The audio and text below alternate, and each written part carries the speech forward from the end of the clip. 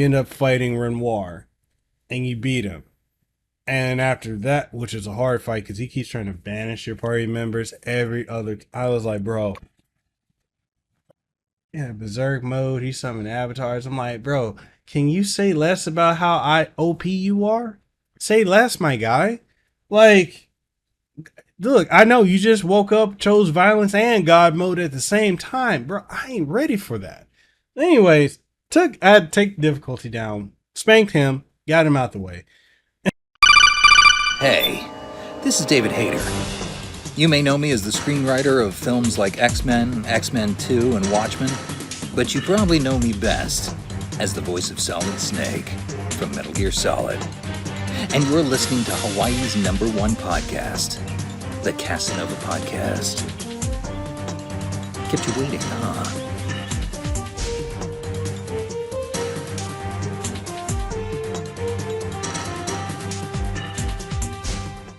Hi, welcome to another episode of the Kasanova Podcast. I'm your host, Mekel Kasanova, joined today by the one and only Lehua Superfina. Lehua, how are you doing today? I'm doing great, Mekel Kasanova. Thanks for having me here. Of course, it's always an honor to have you on the show. And if you guys haven't checked out, she is the host of Hawaii's #1 podcast for anime and manga, Podcasts Across Worlds, PAW. So definitely check it out. She interviews a lot of voice actors, ADR, and script writers and such like that. She does a lot of stuff. So, I mean, go ahead and plug that before we get started today. So Podcasts Across Worlds, where we like to read a lot of manga, watch a lot of anime, and talk about it for hours. So we like to talk about anime, manga, and everything related to it, which is why when Mekel mentioned about ADR, pretty much all the people that were involved in dubbing the anime. Cool. And so today we're going to be talking about a specific game. Now, typically on the Casanova Podcast, it's just typically an interview style format where I have guests on from, voice actors, celebrities, actors, such and such. This time I'm like, I got to talk about this. Now, I could have put this on Decked Up, which it probably would have done better over there, because it's more of a gaming centered. But I feel like this is a very deep, this game has a lot of things that we can deep dive into. And I feel like might as well put it on the main show. So we're here today to talk about Clair Obscur Expedition 33.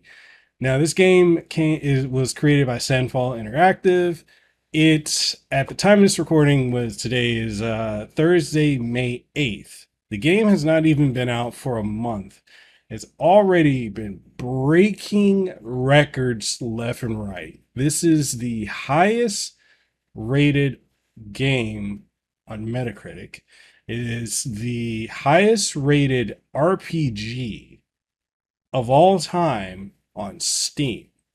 You cannot physically buy a copy of this game anywhere unless you're willing to go to eBay and deal with scalpers who are asking $1,000 for a physical copy of the game. Yeah, mine was just blown. But this is a game that it is not a AAA game. So when I say AAA, I think we kind of need to define what that is. So AAA being like Ubisoft, which these guys used to work for Ubisoft. Ubisoft, Square Enix, Koei Tecmo. I really kind of consider them more AA. But anyway, Koei Tecmo, PlayStation, such like that. Big developers for a lot of storage franchise. Konami is another one. This is a studio that made this game. A studio comprised of literally 30 people made this game. The composer for the game, they found him off of SoundCloud. The scenario writer, script writer, off of Reddit. This is such an anomaly, I would say, for the gaming industry, because we've gotten so used to big, but $500 million or $1 billion budgets for games, thousands of people working on it. subpar quality games that pretty much just take you out of the experience. So this is a game that looks better than AAA games. I think this looks better than Assassin's Creed Shadows. Oh, dang. Would you? That's my opinion. I think the hair physics. I mean, the only thing, the lip syncing was off. Yeah, but that was fine. I could definitely overlook that. But yeah, the graphics, the detail, the quality of it Yeah. was really good. Like the trailer, I didn't even notice like whether the quality was good or bad. I just noticed that the art style was unique and different, and I was like, oh, okay. But then when you actually played the game, I was like, dang. Like there were so many special effects, different colors, different styles, and I didn't see any lag. Like there's no slowness to it, and it's fast. A lot of things are fast in this game. Yeah. It's very fast paced. So we played it over the course of 2 weeks, roughly a week and a half. More like a week and a half. Start to finish. Literally start to finish. Week and a half. And we played it on Xbox. Now, I didn't get a review copy of this game. And which is fine. Nothing is guaranteed when it comes to getting review codes or anything like that. But we played it on Xbox Series X on by way of Game Pass. And I will say this. This is a game I remember we were watching an Xbox game showcase either 1 or 2 years ago, I want to say. Is when we first were watching it and it popped up and we were both like, huh. Mm-hmm. It because it didn't look like anything that was out of the market. Like right now, you got your typical anime style JRPGs. You got, your bro shooters like Call of Duty and such. There's not a lot of original or artistic or Renaissance era like looking games like this. Mm. And it just stood out head and shoulders above everything else that we saw. And so when we saw it, we were like, man, this looks really good. And literally heard nothing else about this game. This game didn't, like, whatever their marketing budget was probably on the shoestring. Because literally, I didn't hear anything else about this except for, the Final Fantasy YouTubers. Which I'm not going to throw shade at them, but I'm just going to say this. When you're all using the same thumbnails, you're all having the same talking points, you're all basically, just like think of it like this. Just take my face off and put it on Lehua's beautiful head here. And we have the same, like literally you're unoriginal.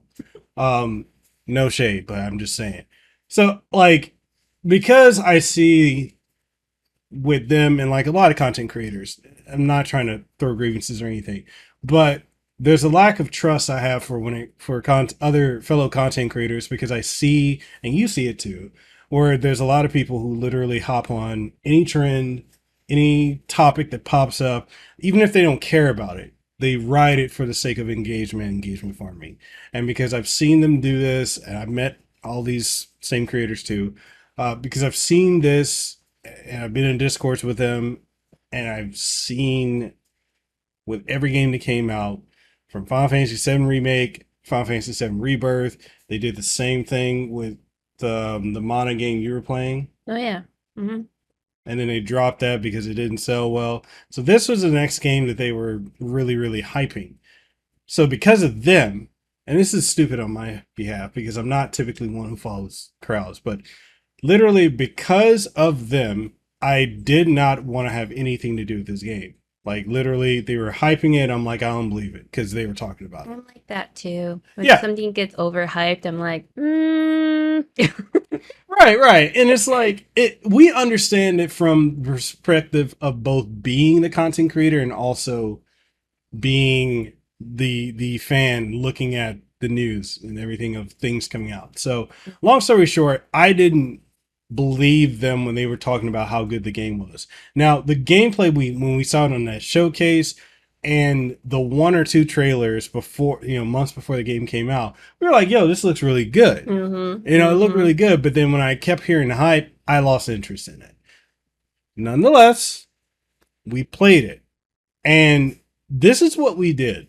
Because typically, and she's known for years, when I'm typically playing a game or covering a game, I'm literally like watching all the other YouTubers talk about it, looking at all the social media. I went dark. Radio silence, no social media, went to this game, didn't know any of the plot points, didn't know anything beyond the trailer and what we initially saw, and then the pre-launch trailer. Just went in, just started playing it. Blown away. Mm-hmm. Fired it up. Title screen, the music was playing, which the theme is Alicia. That's the name of that song. That piano. Mm-hmm. And I'm just like, yo, this got some real gothic, just like dang, dark horror, like Lovecraftian Victorian horror type vibes to it. I'm like, I dig it. I F's with it. Can't say what I really want to say because, the kids over there. But nonetheless, like I was just like blown away with it. I'm like, man, and I'm a music guy. I got a background in music. I come from a family of musicians and singers and such. So I'm just like hearing it and I'm just like, yo, I know I need to press start, but like I'm hearing this melody and I'm like, I need to go get a piano so I can just start, because I'm the type, I can hear it, then I copy it. Okay. I can't, don't put cheap music in front of me. I can't read it. But nonetheless, music, I was like, ooh, I'm just like snacking on that title theme. I'm like, that's kind of tasty. Fire up the game, look at the graphics. Oh my God, it's so good. Mm-hmm. It looks so gorgeous. Like the graphics was just like, whoa. Then the voice cast. Ben Starr is just, the man is probably one of the most gifted voice actors of our generation. And I'm saying that with all flying colors because unlike a lot of voice actors, again, no shade, there's a difference between people who are voicing the character. And we've said this on pod before, talking to some guests. Mm-hmm. There are those who are just voicing a character and those who are embodying and being and bringing the character to life. Ben Starr brings characters to life. Clive Rothfield, that when we played we saw the trailer, we were like, yo, for Final Fantasy 16, we're like, yeah, he's nailing it. Played the demo, like when he was just getting guttural with it, I'm just like, I felt that. So like him is Verso, chef's kiss. Charlie Cox, who, if you're familiar with the Marvel Daredevil series, he's Daredevil. I think he did a great job as Gustav. I kind of wish we got more of him. Yes. But he did a great job. The entire cast, Maele, why can't I? Mael. Why am I? Oh, he has not been corrected or needed to correct himself since starting to play this game. I know. I'm just like reading it out, trying to be phonetic with it. Damsel, Mael. So you guys know Shadowheart from Baldur's Gate 3, another phenomenal game with a phenomenal voice cast. Which is crazy. She was just out here, the voice actress, but we didn't know. QuakeCon 2025, and we were media for it. Like we didn't know, but then that Baldur's Gate one was crazy. Yeah, it's pretty nuts. Okay, but anyways, I know I'm kind of rambling right here. She told me before we started recording, have topics. Okay, structured. All right, so you know what? I just had to break the ice because we haven't done a podcast like this sitting next to each other in so long. Anyway, so Clair Obscur Expedition 33. Let's go ahead and hop into it. First topic I want to touch on, and I want you to kick it off, is what were your first impressions? And tying into that is kind of two questions in one. But tying into that, what was the experience for you from when we started? Because I didn't play the game without you being in the room. Oh, okay. I didn't. Like literally, we played it together the whole way through. So what is your experience from starting and your expectations of what you thought it was to the end and what it ended up being? However you want to tackle that. All right. So I'm gonna try to keep the starting part short. So starting it, it felt like a normal RPG game. You can keep You it long started if you want to. You like it long. not always, but so you start at home. You know, in a lot of RPG games, you start at home. There's like a festival. You meet everybody. You get to know everyone who lives in the same area as you. And then you go off on your adventure. But before that, something happens, something tragic. So as we're getting to know people, we're noticing like, oh, there's people wearing leis. Why are they wearing leis? And they explain why. You're like, oh, that's morbid. And then they do the gommage. And it's like, oh my gosh, this is so tragic because you see every character, like you are feeling what they are portraying in the game. So gommage, this is when people disappear, they die, Yeah. they It's French for erasure for those of y'all who don't know.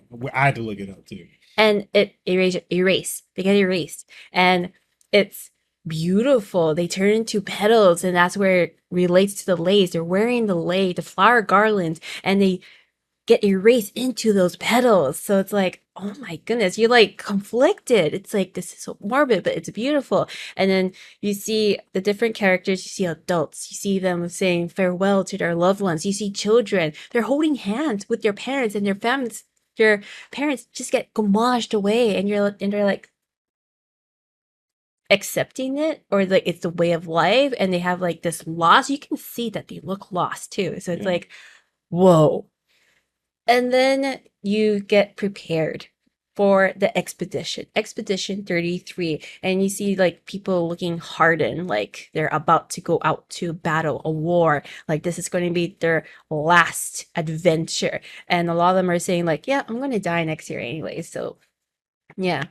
So fatalistic, but they're so casual about it. Yeah, like some of them are like, I'm toast, and it's like, okay. And then you get to know each character. I believe you have to talk to every character before you go. Which is such an old school RPG thing. Yes. Modern RPGs don't do this, but like back in the day, to progress plot, you had to talk to everyone. So that was such a callback. Yeah, so it's like, oh, okay, this feels like an RPG. All right.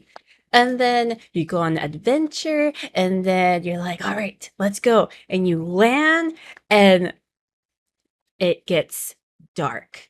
It gets ominous. You see one lone person approaching your team, and they get annihilated. It's like, what?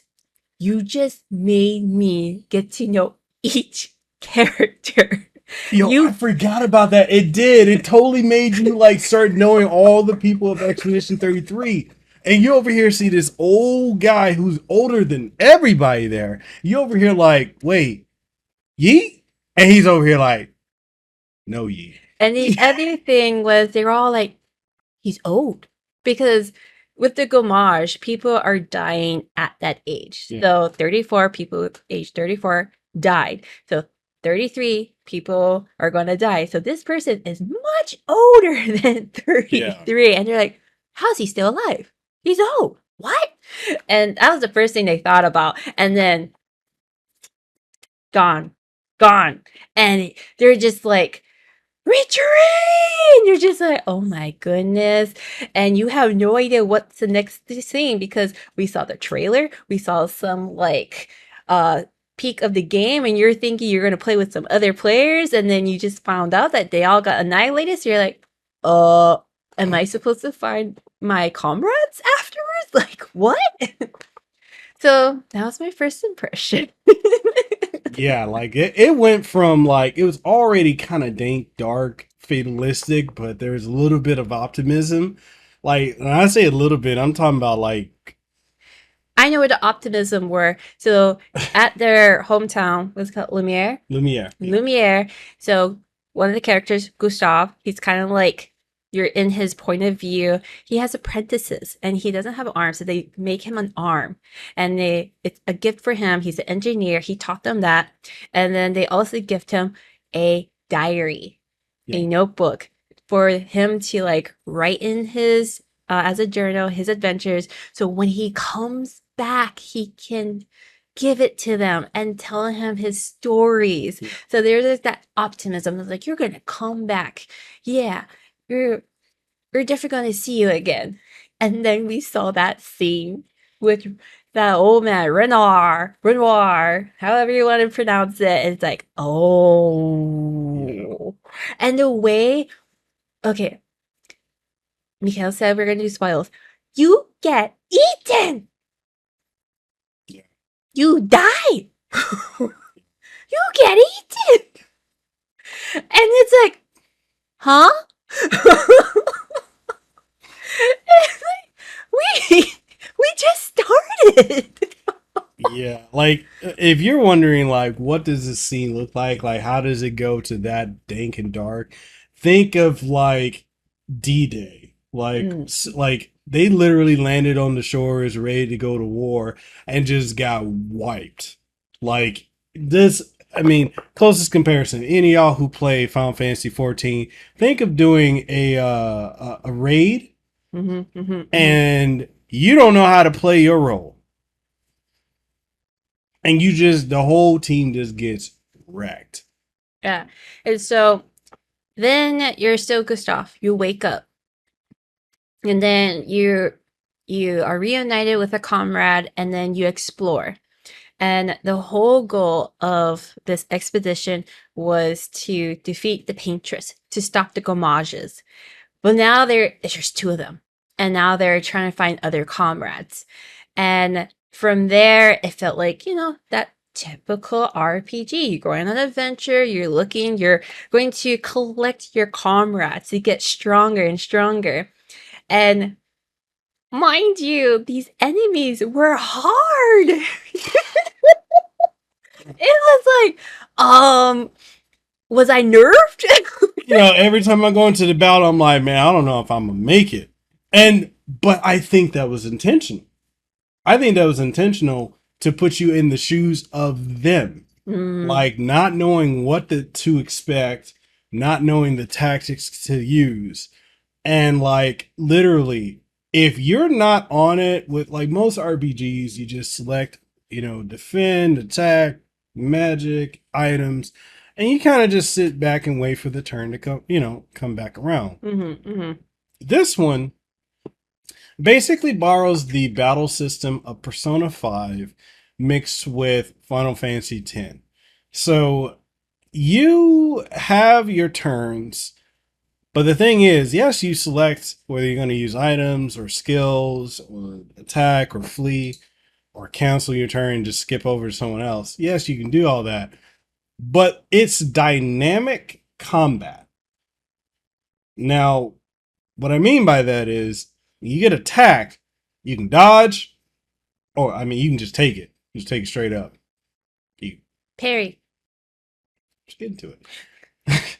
You can parry the attack, or you can dodge it. Now, the game does not want you trying to play it like a traditional RPG. It is going to push you to use parry or dodge. Now, initially, you can get away with dodge. The timing can be a little, because you got to watch the attack. It's almost like you're in a legitimate fight. There's no resting. You're in a battle. You need to be actively present. Like you can't get in the battle and turn your brain off. No, you got to be actively in the battle. So there's a lot of strategy to it. I love it. Ton of strategy. And not only that, not only can you parry, block, or parry, dodge, or just take the attack.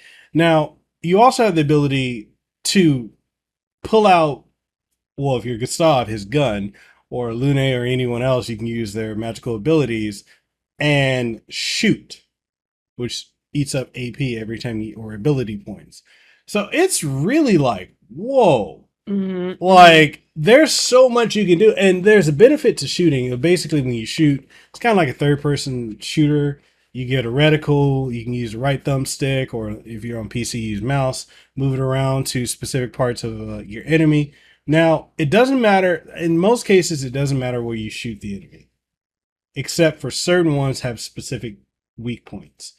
And that can be anything from I think that's one boss later on I was fighting. It had a heart and you had to aim, but then you shoot the heart, it starts like moving so it can like Oh, and there's another one that had an eye. yeah. Yeah. Yeah, so like the enemies kind of somewhat adapt to you in a way. So and I don't know if this is intentional or all throughout, but anyways, some enemies will have a weak point. You hit the weak point, they'll start moving so that you can't easily hit that weak point. Like they're kind of trying to defend it. And sometimes they're going to prep for some type of super attack, and you can shoot that weak point, which eventually will stop them being able to do that. Now, this game continues to add new gameplay mechanics all the way up to the last act of the game. So if you ever get to a point of thinking, man, I know where this is going. No, you don't. No, you don't. Like, for example, I just mentioned all my first impressions, thinking RPG, adventure. Oh dear, at the end, I was thinking about psychology, philosophy. Thought I was analyzing my mental and emotional self. Like, man, it hits you. It goes so deep, so meaningful. It went from like a story adventure to talking about death, grief, what you do after, how you process it, and different perspectives, like being selfish or thinking about others. It was like, wow. It made you want to pay attention so many parts of the game, so many stories. Like, you know how in games you go to these areas and they have like these journals, these recordings, and you're like, oh, okay, whatever, I want to focus on the story. No, you want to listen and read these things. You want to know more because they end up connecting and just building up the picture, the story more and more. And the same thing with side quests, you just learn more about it and then you get more attached to other characters that you never thought you would. It was like, oh my goodness. Yeah. Like it literally is not a game where you're gonna be like, oh, we're gonna save the day at the end. Friendship is my power, Kingdom Hearts BS. No, it subverts the expectation of literally giving you a adult story. Typically RPGs have teenagers going on some type of grand quest or some young 20 something year olds. So this is already rare in the fact that this is a primarily all adult cast with the exception of one character. Being Mael. She's 16 years old. Everyone else is 32 going on 33. So it's already uncommon that you have an adult cast. And when I'm saying like it doesn't have the save the world type of ending, and we'll get to talking about the ending and all the other stuff soon, but like it is literally not a black and white story. It is what shade of gray do you want?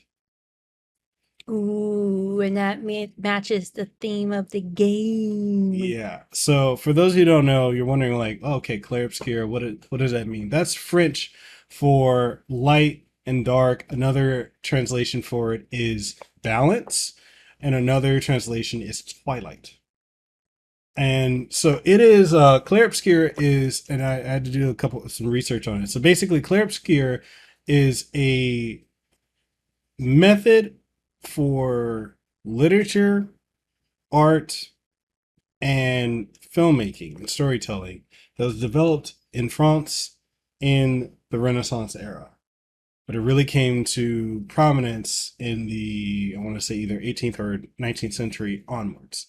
And it focuses on lighting, if we're gonna put it particularly towards film, lighting, angles, and showcasing the face, facial expression when something is said, focusing on the eyes, where they're looking, why they're looking, their body language and everything like that, which is something you don't typically see in gaming in general. Gaming is pretty much you have idle animations, and it's just like whatever they can easily just copy paste across the board.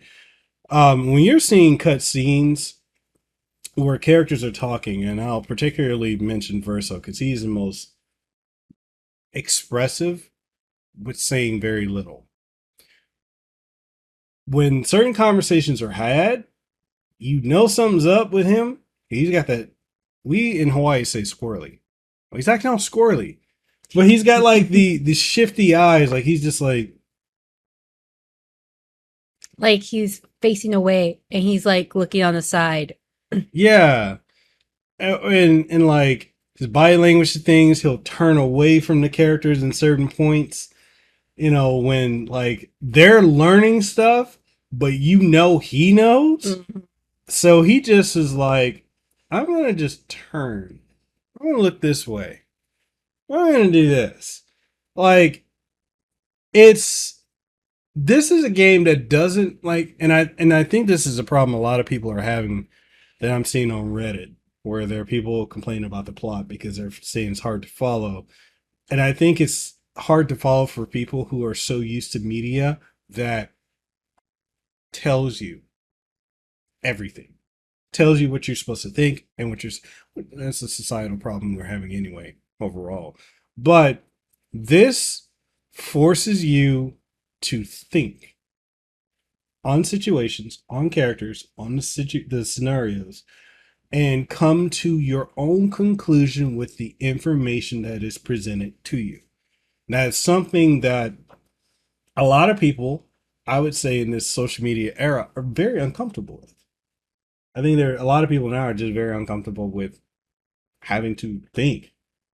You know? It's like, oh wait, I have to actually sit and process this? Yes. Sit there and acknowledge and assess and be upfront about it. Yeah. So, and this game does very well at making you feel uncomfortable. Quite a lot.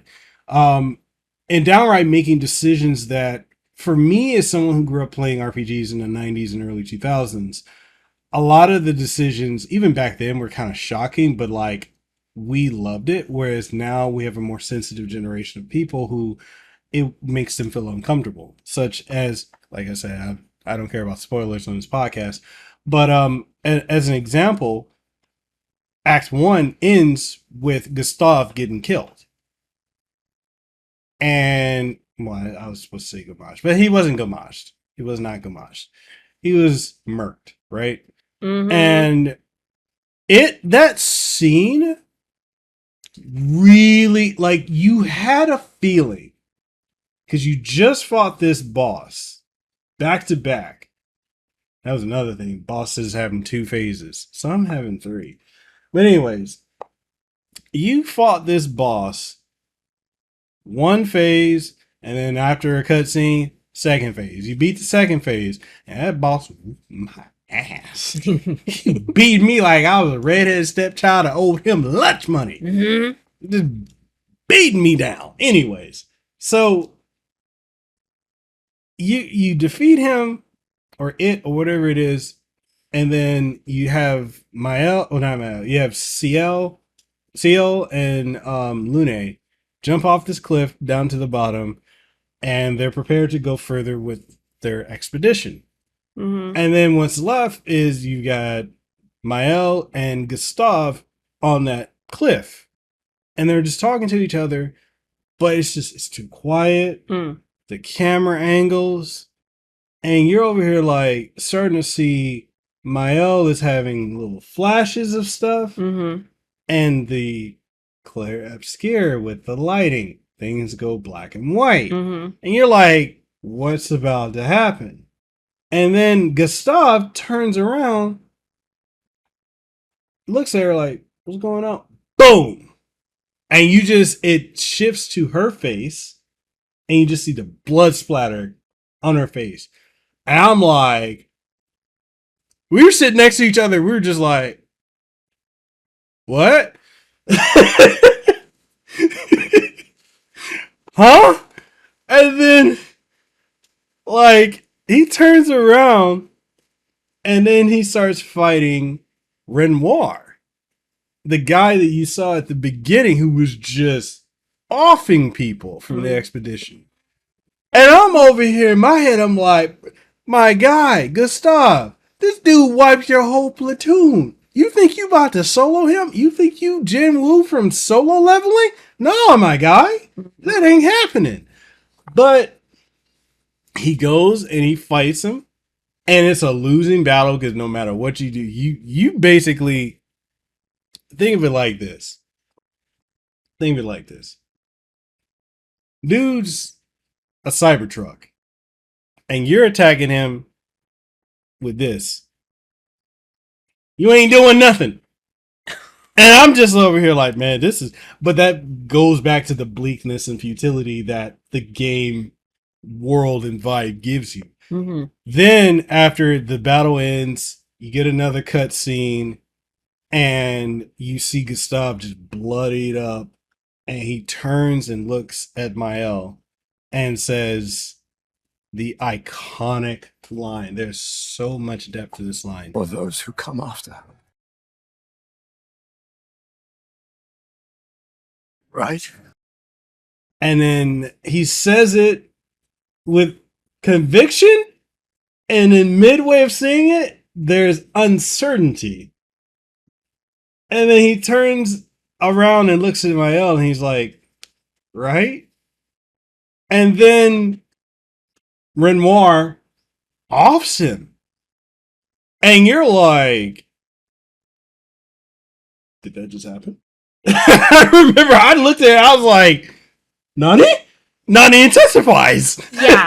Yeah. And to give some background on this, he just had like kind of like an argument with the comrade Lune about for tomorrow, for those who come. And what are we gonna do, huh? Tell me, we're gonna take down the paintress, just the three of us? My gun and your sparks? I didn't take you for a coward. When one falls, we continue. Yes, I know. When one falls. When. Not if. When. We knew not all of us would make it. But we continue. As long as even one of us stands, our fight is not over. But another fight to fight is just my oath. My elf swore the same oath. Come on, we always said the future of Lumiere was more important than Any individual life, yes. Still believe that? Do you still believe that? For those who come after. Right? he was like, F that. And he literally repeated that. Where he's like, for those who come after. Yeah. Like he was accepting of it. And oh goodness, my goodness. Yeah. And you just see the expression of Mael because he was protecting her.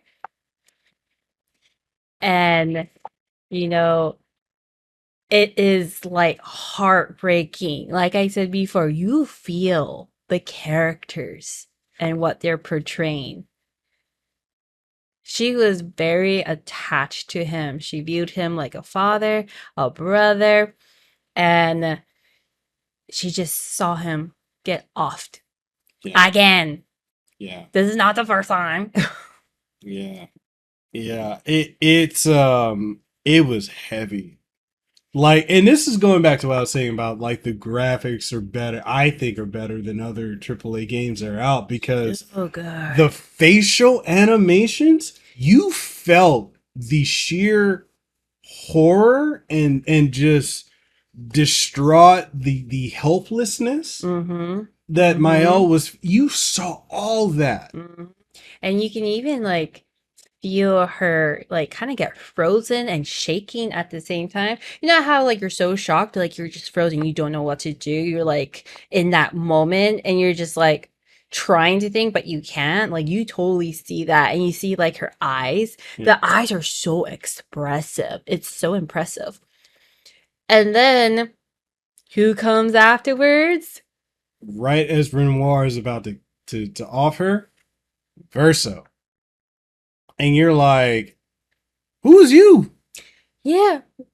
Where did you come from? How come you're only coming now? Yeah, We're all thinking that's like, huh? Kind of late, yes. I know, right? It's like you running on Hawaii time there, brother. Yeah, because he was able to fight off Renoir, yeah. To a standstill, yeah. And then like and then like following that, then SK pops up. We love SK. SK. Oh my goodness.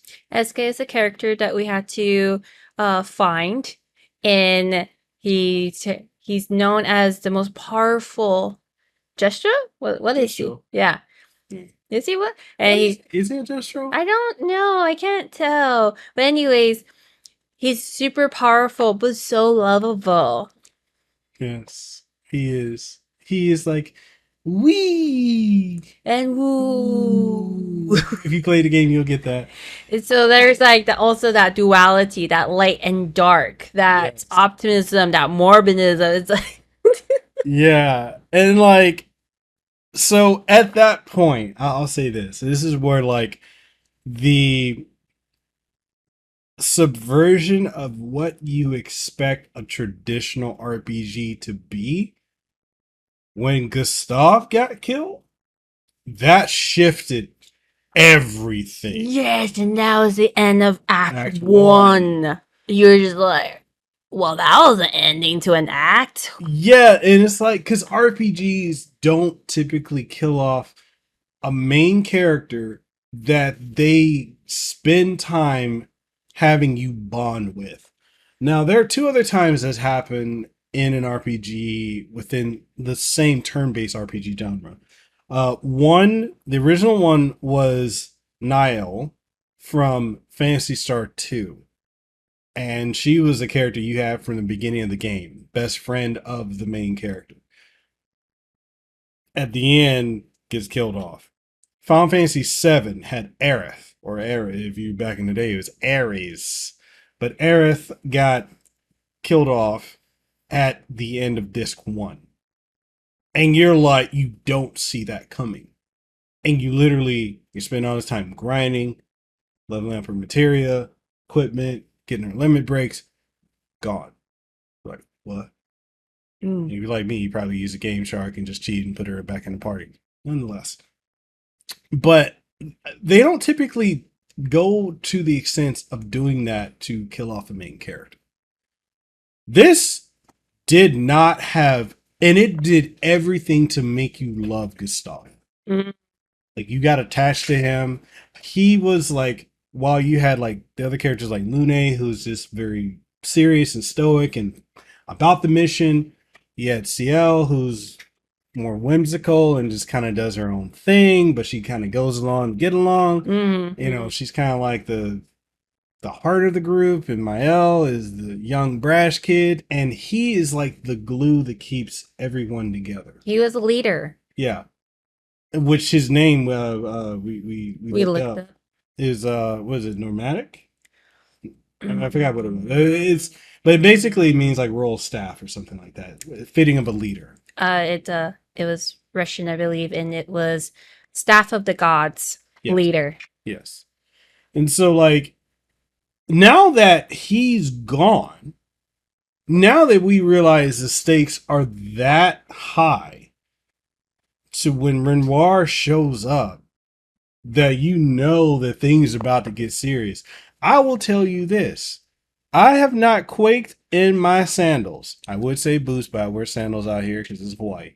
I have not quaked in my sandals or slippers, if you want to be phonetically correct, since 1997, whenever Sephiroth popped up on screen.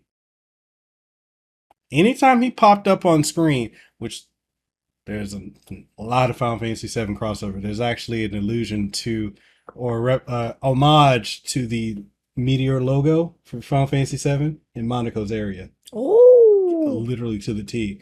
Anyways, in Final Fantasy VII, anytime until Disc 3, anytime Sephiroth showed up, someone died, or things got destroyed, or just horrible things just went left, far left. Point of return. Anytime Renoir showed up, you never felt ready. You felt scared. You're like, yo, you just took out the expedition team and you just took out Gustav. What hope do I have? I mean, you got Verso, but that's the thing. You don't trust Verso. yeah, he's very cryptic in the beginning, and you're questioning. It's like, oh, you can handle yourself. You're by yourself. You're alone. Why do you need us? You know? And so this is where the tone of the game, going from disc, I said disc. Wow. Showing my age. Going from act 1 to act 2, there's a whole shift when it comes to like how the presentation and the feel and narrative of the game. It's completely different. You start getting new mechanics, new battle mechanics. You get more characters to interact with. You get the whole social simulation aspect of where you're interacting with your party at the campsite, where you can basically learn more about them and level up your relationship with them, which is important because it gives you additional abilities down the line. You unlock things. How about that? Yes, you unlock various things. And so the tone of the game goes, and it goes from like the traditional JRPG to very experimental. And when I say experimental, I also mean it in the sense of like, whereas Act 1 from actually not even Act 1, from the prologue, before you even get on the expedition, from the prologue to Act 1, you are gripped the entire way. There's no, in my opinion, I don't feel like there's a slow point or a low point. I feel like it is just go. Yes. The pacing just craps all over other RPGs that have been coming out for the last 20 something years that take forever. Especially with like in parts of the stories when it makes you do like fetch quests and you're just like, when are we going to get to the main story? No, it was the main story the whole time. I mean, this is not A Realm Reborn for you Final Fantasy 14 players. That was fetch quests the first 40 hours.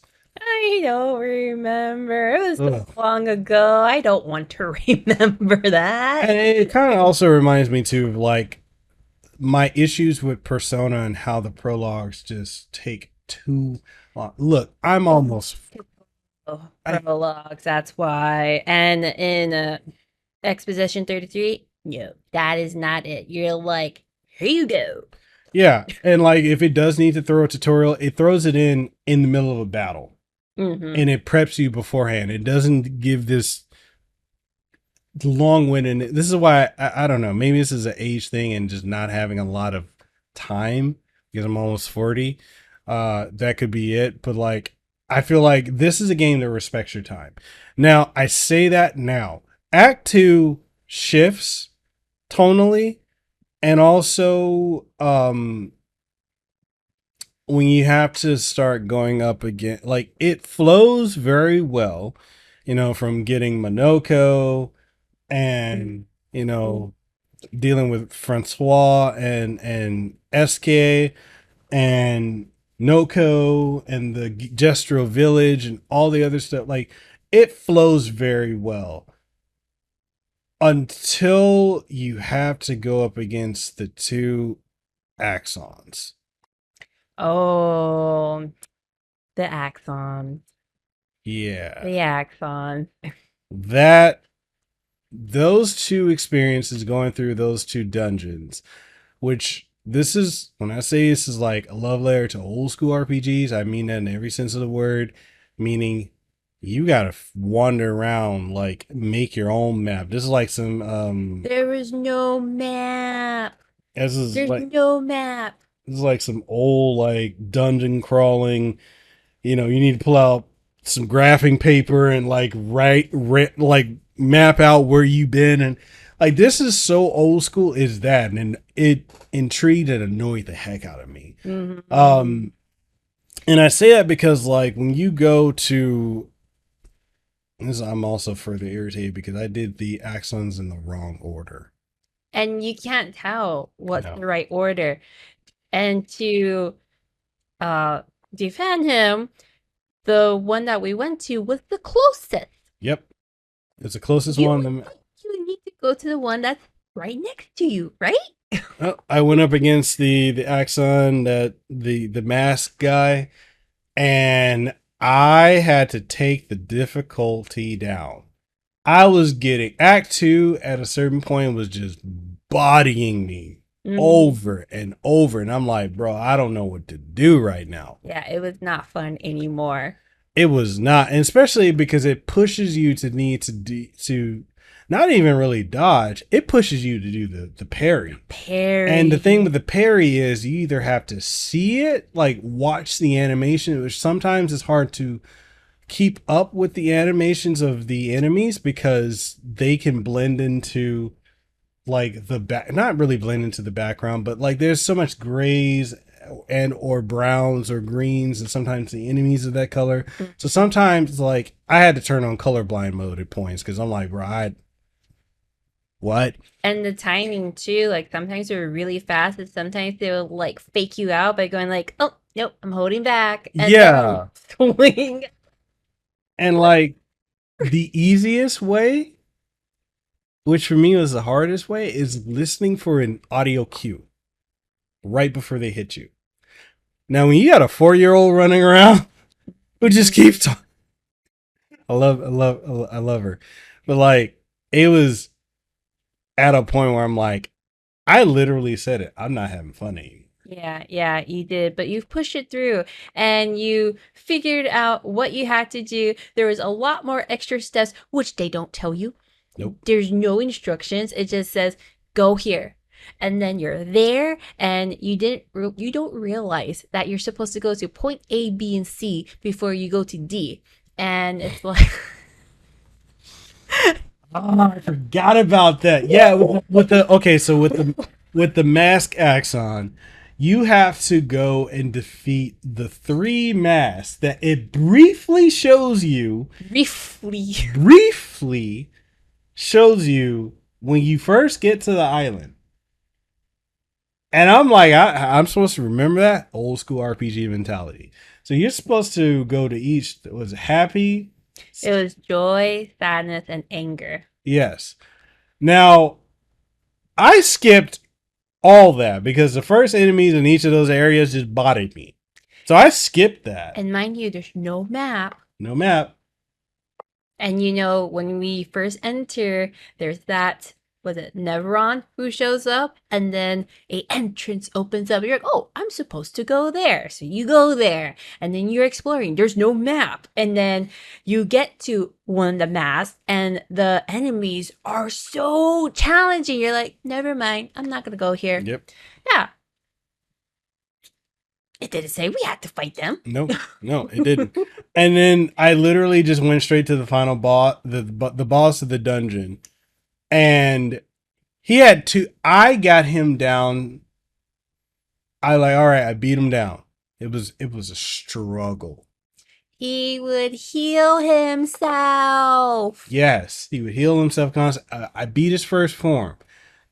Dude was like, he's like, Frieza, this ain't even my final form.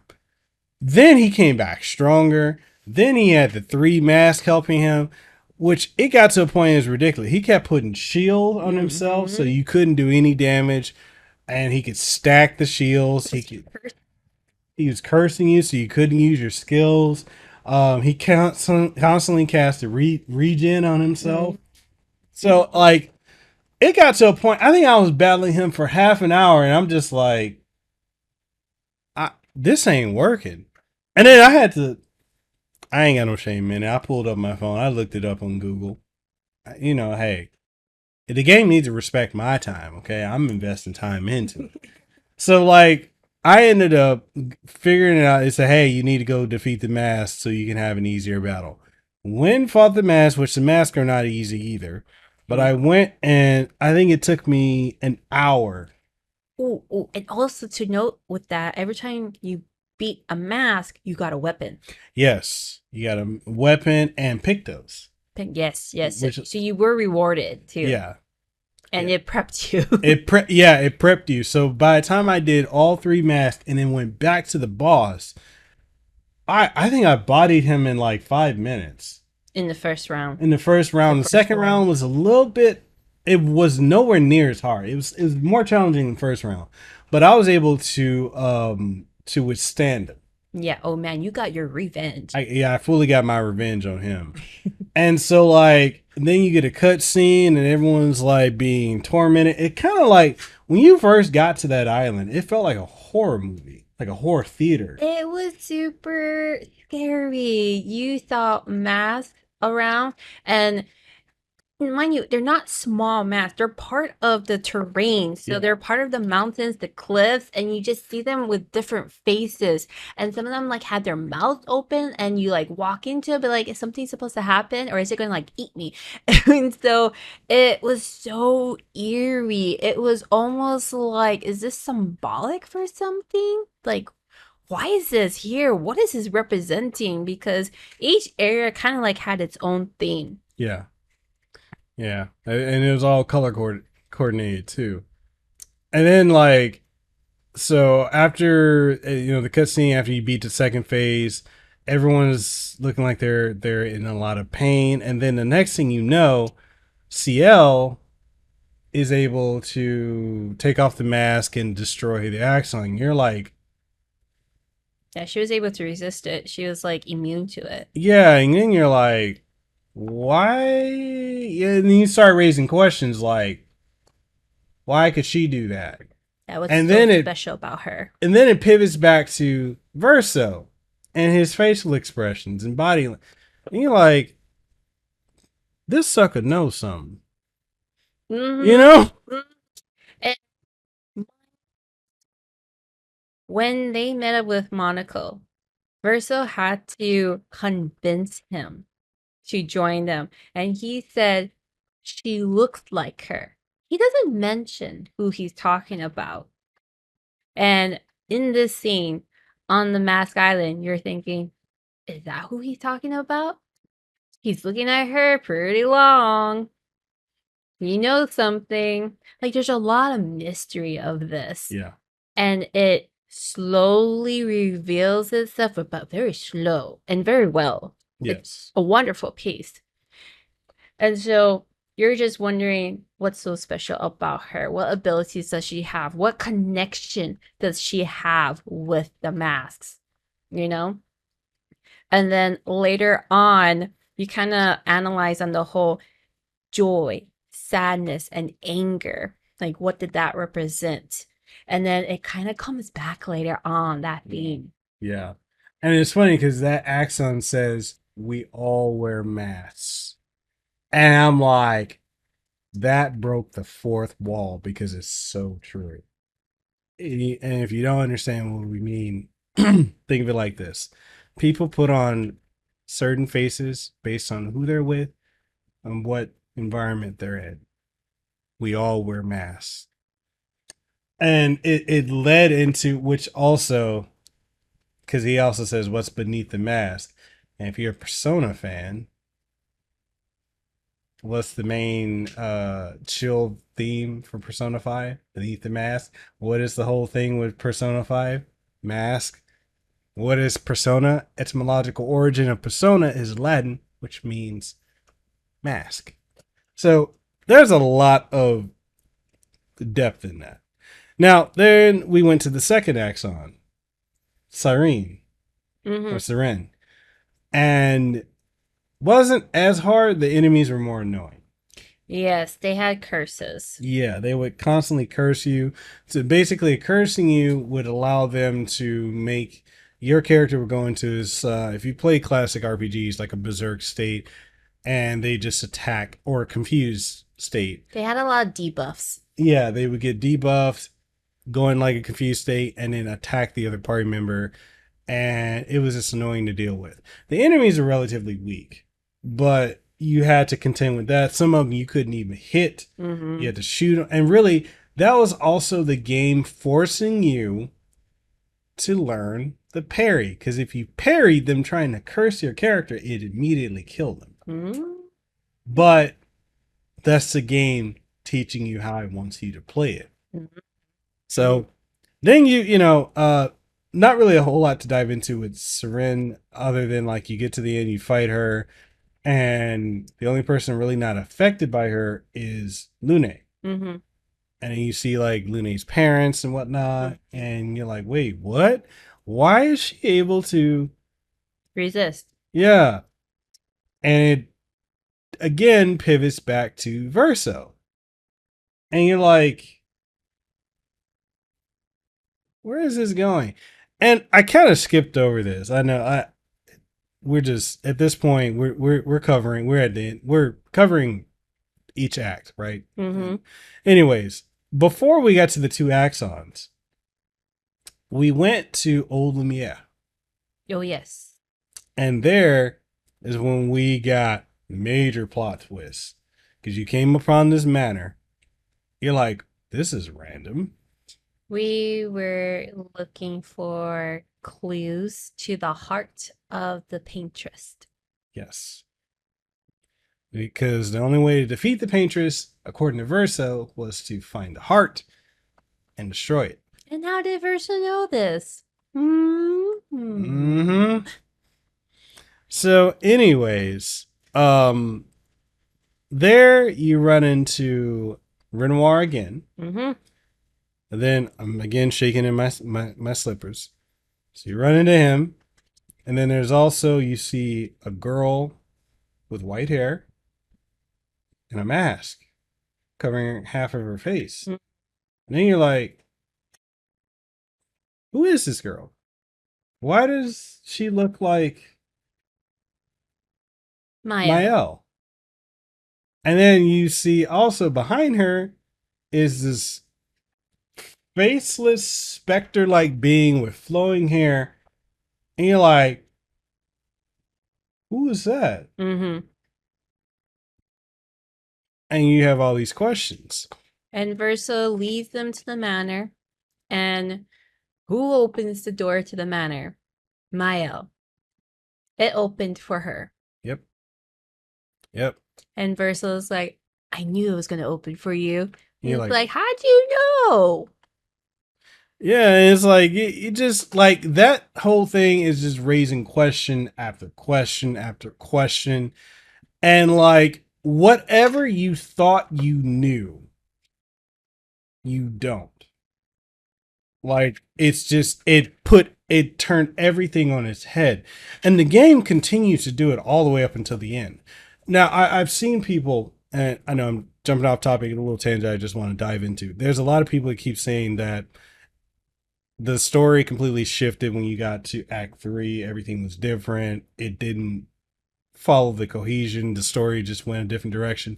The thing is, if you paid attention to the story, I'm wondering if you guys are illiterate or what. I don't know. I'm dyslexic, and I could keep up with it. And I read a lot of it, right? So anyways, yeah, I ain't afraid. Come find me. I want to smoke. Anyways, no, not really. I don't want. I do, but I don't.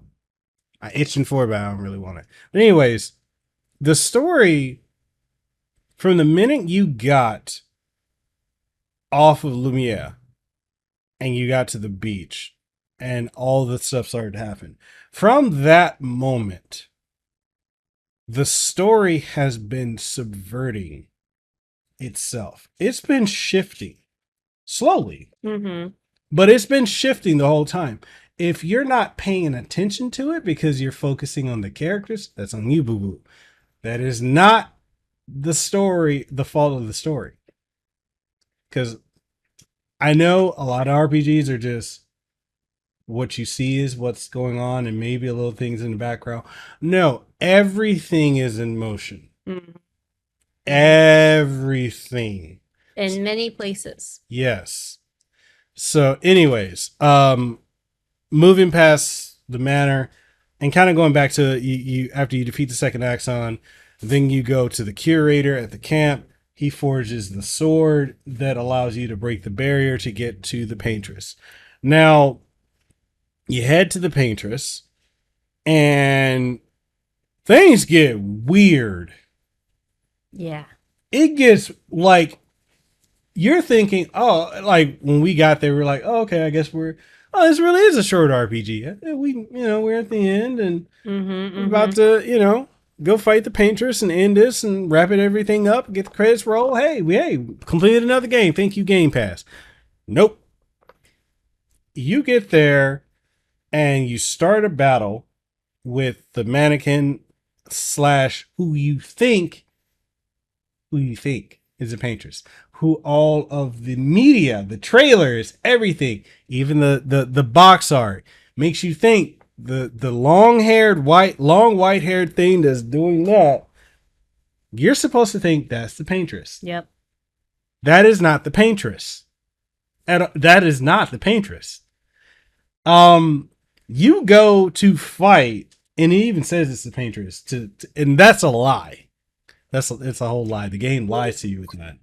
Kind of the paintress. It's just not the heart of the paintress. No, it's just kind of like the avatar. Yeah. For the paintress. Anyway. You really want to be technical about it. Like a humanoid mobile suit. Yeah, like, She's like a Titan. Oh yeah, she's like a Titan. Yes, yeah, she's literally like a Titan.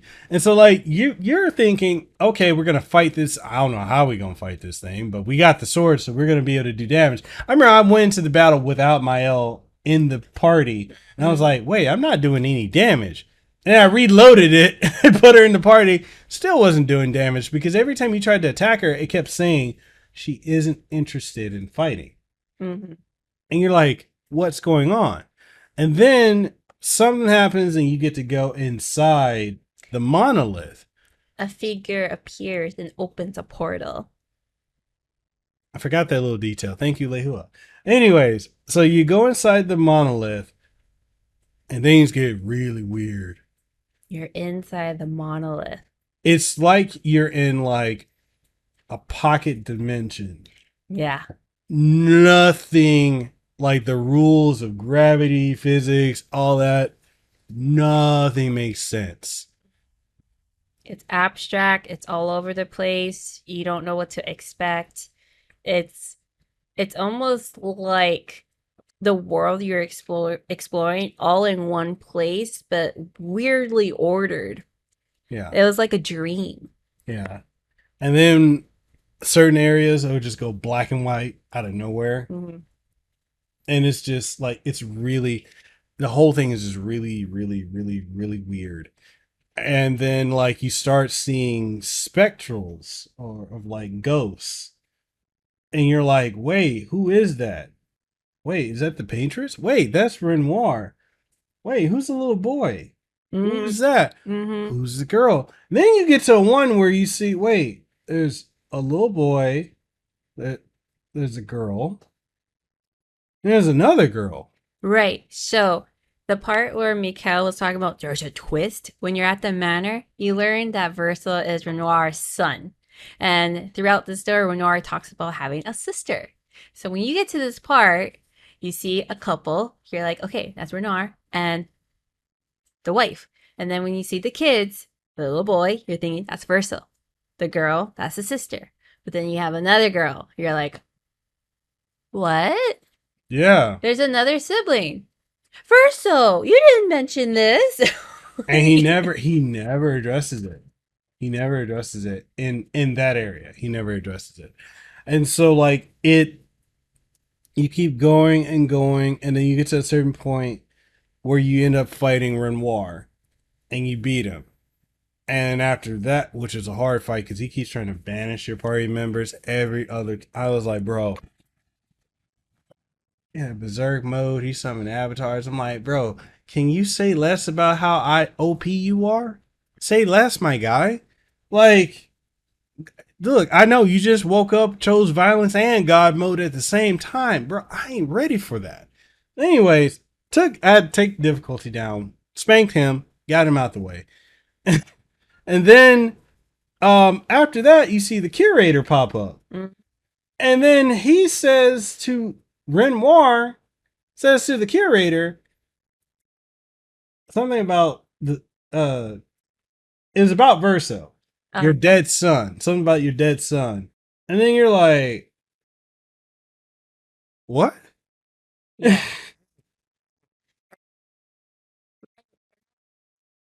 He just popped up out of nowhere. Yeah. This is when after Renoir healed him. Yeah. And then the curator grabs Mael's hand and Yeah. puts it against Renoir. And then gomages him. And we're like, what? Like, wait, why can Mael do that? And you don't have time to really linger on the question of that because the next part is going to the paintress. Mm.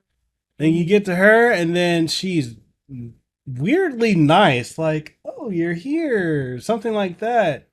Because she's looking at Verso. And then she's looking at Verso, saying that that's her son. And then she's looking at Mael, saying that's her daughter. And, Yeah. And then she's like, gets kind of crazy. She's like, no, you're here to trick me. How dare he make you look like them? You're meant to trick me with those faces. And it's like, what is going on? Because the first time we saw her, she didn't talk. No, she didn't. Because we saw her originally at the manor, and then seeing her at the manor, we had no idea she was the paintress. Right. And so when we see her, we're hearing her like, what? Yeah, like it was super weird. And like we went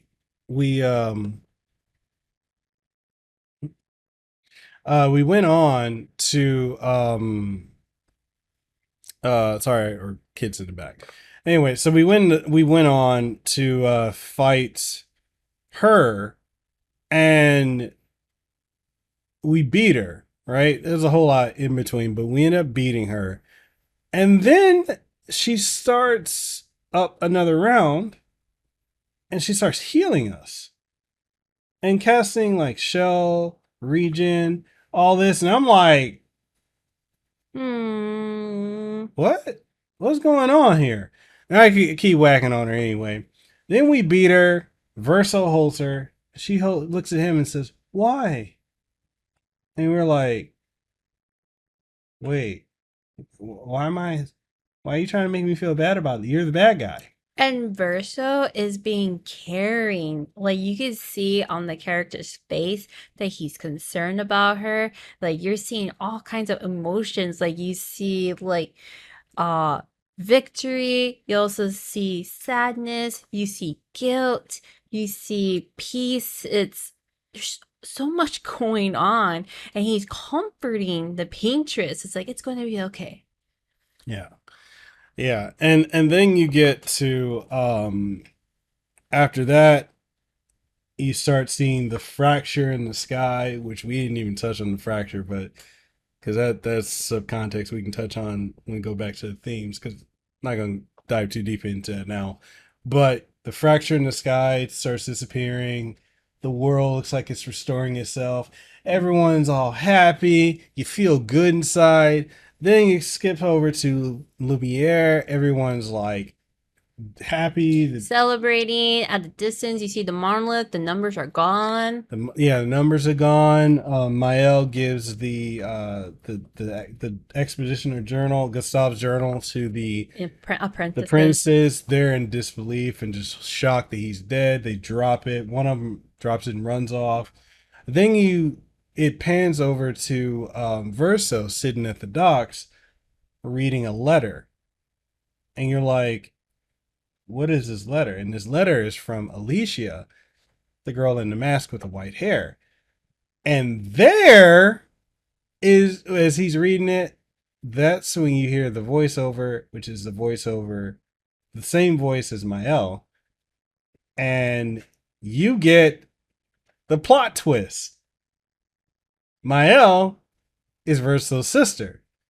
She's not really Mael. She is Alicia. The Alicia that we saw, the girl in the mask, is a copy of Mael. Mhm.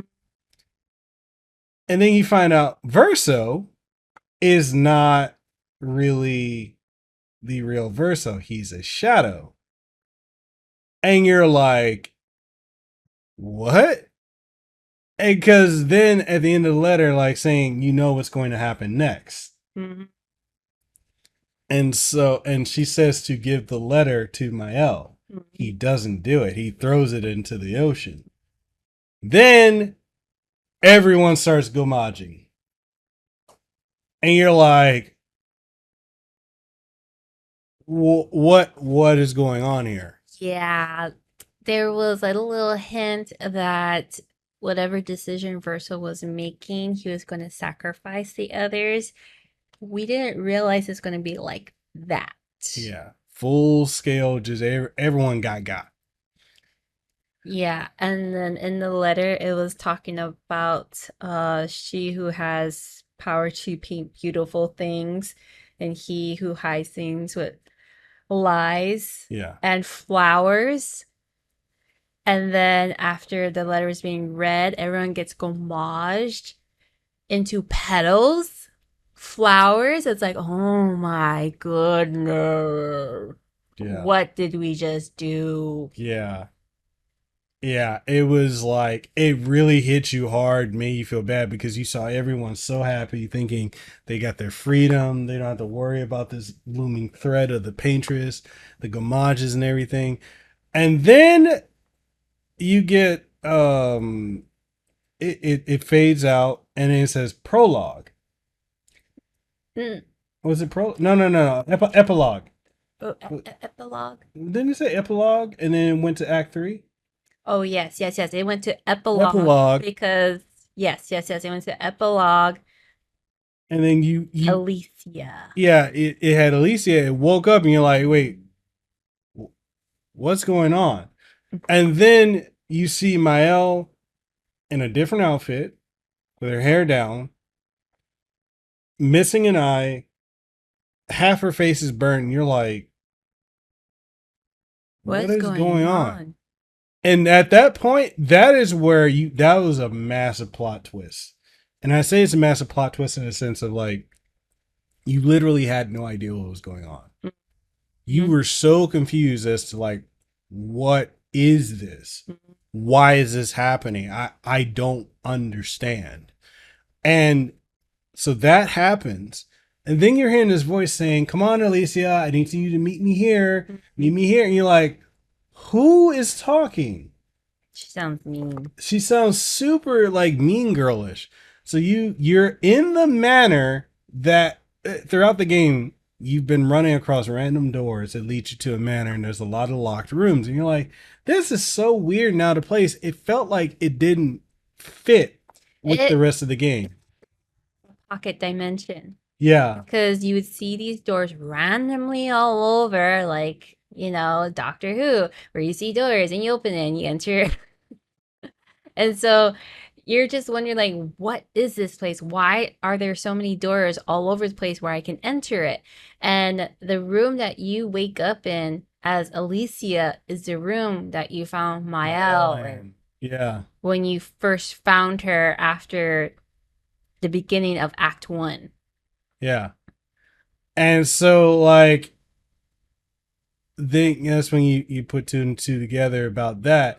You go down the hallway and you meet this other girl who looks Clair, who looks like Mael, but you're like, she's older, taller, like an adult, and you're like, what is going on? And then she's over here like, what? You're finally here. It took you forever. Look, this is what, you know, mom and dad are, my mom and papa are still over here, blah, blah. And you see them just in the painting. They're staring at the painting outside of it, right? And then that's when you get the painters, the writers, and you're like, what? And You were in Verso's painting. and it revealed what actually happened in this epilogue. You find out that the original Verso died in the fire. Alicia got burnt. She lost her voice. She lost her eye. That's why she's in the state she is. And everyone is grieving Yeah. after the loss of a family member. And the parents are inside the painting. And the mother has been in there trying to keep the memory of her son alive. And the father's in there trying to bring her out. Yeah. Because as she stays in the painting, she is slowly losing herself mentally and physically. Yeah, it's actually killing her. And what the reference is, like, being in it, it's like an addiction. Mm-hmm. And it just takes and takes and takes and takes from you. And the information that was given was that he originally had been doing stuff in paintings before when they were younger and lost himself, and the mom had to save him from it because she understood how it worked, which is a complete flip, that she is the person who's stuck in there. That's how bad her grief was. And then Cleo's talking about the war with the writers and the painters, and you're like, wait, there's a whole outside war going on? Mm-hmm. Like, what? And she's like, go into painting and go help Papa, do this, get Mom out, all this other stuff. And you're like, and literally you got to go hop into painting, literally like Mario 64 when you're in Peach's Castle. Yeah. So it was like, you got a lot dumped on you and you have no context or anything. And that was the epilogue. Then it says Act 3. I want to touch on go ahead. Again. Go ahead. Epilogue and tied everything in. So we didn't mention this throughout this podcast. Mael was getting flashbacks. She was getting Clair Obscur's twilight moments where it'll turn shades of gray and she'll see things. She'll see the painting version of Alicia. She'll see the painting version of Renoir, and they will be talking to her, and she'll have some memories, and she'll feel a connection. And there are so many hints into showing that there's something about her. There's a connection between Mael and Alicia, because we were like, they look alike, but then it was kind of hard to tell, and they weren't being super like, oh, you are you, she is you kind of thing. They kept them separated, so there was still that mystery. However, they kept having these hints throughout Act 2, and when you get to this epilogue, you're like, oh, this is what happened. This is how we got here. And then it explains that when Mael got into the painting, she somehow got reincarnated as someone in Lumiere. Yeah. Yeah, and she didn't retain her memories. Yeah. So basically, she got isekai'd. Pretty much. Yeah. So that's what happened with her, and now she knows who she is, and that's where we get into Act 3. Alicia. Yeah. And was Alicia or was it Mael? Alicia. Yeah. So we're coming off of this. Sorry, folks, if we get any details wrong. We're literally talking straight off of memory. So just bear with it. I know this is a longer episode, but we're at the stretch part just because really Act 3, the stakes have completely changed. Yes. Yeah. It's an interesting start of the story, of the act, because in the end of Act 2, you see Verso, who made his choice. Everyone got homage. And with him, he kind of had this free, content look, like he was at peace. And then he gets brought back. Well, no, yeah. He was still there. He was still there. And so Mael's now Alicia. And then you meet the curator. the real Renoir. And then things got revealed. And Alicia, she's like, oh, Papa, I'm so happy to see you. We're going to be happy again. We're going to do this and that. And Renoir is like, we got to destroy this painting. Yeah. He's just like, this is the solution. Like, finally, we're at the stretch end of it. Let's just destroy his painting. Let's go home. And it's like, she's defiant upon it, and he's like, oh my God, you're acting like your mother.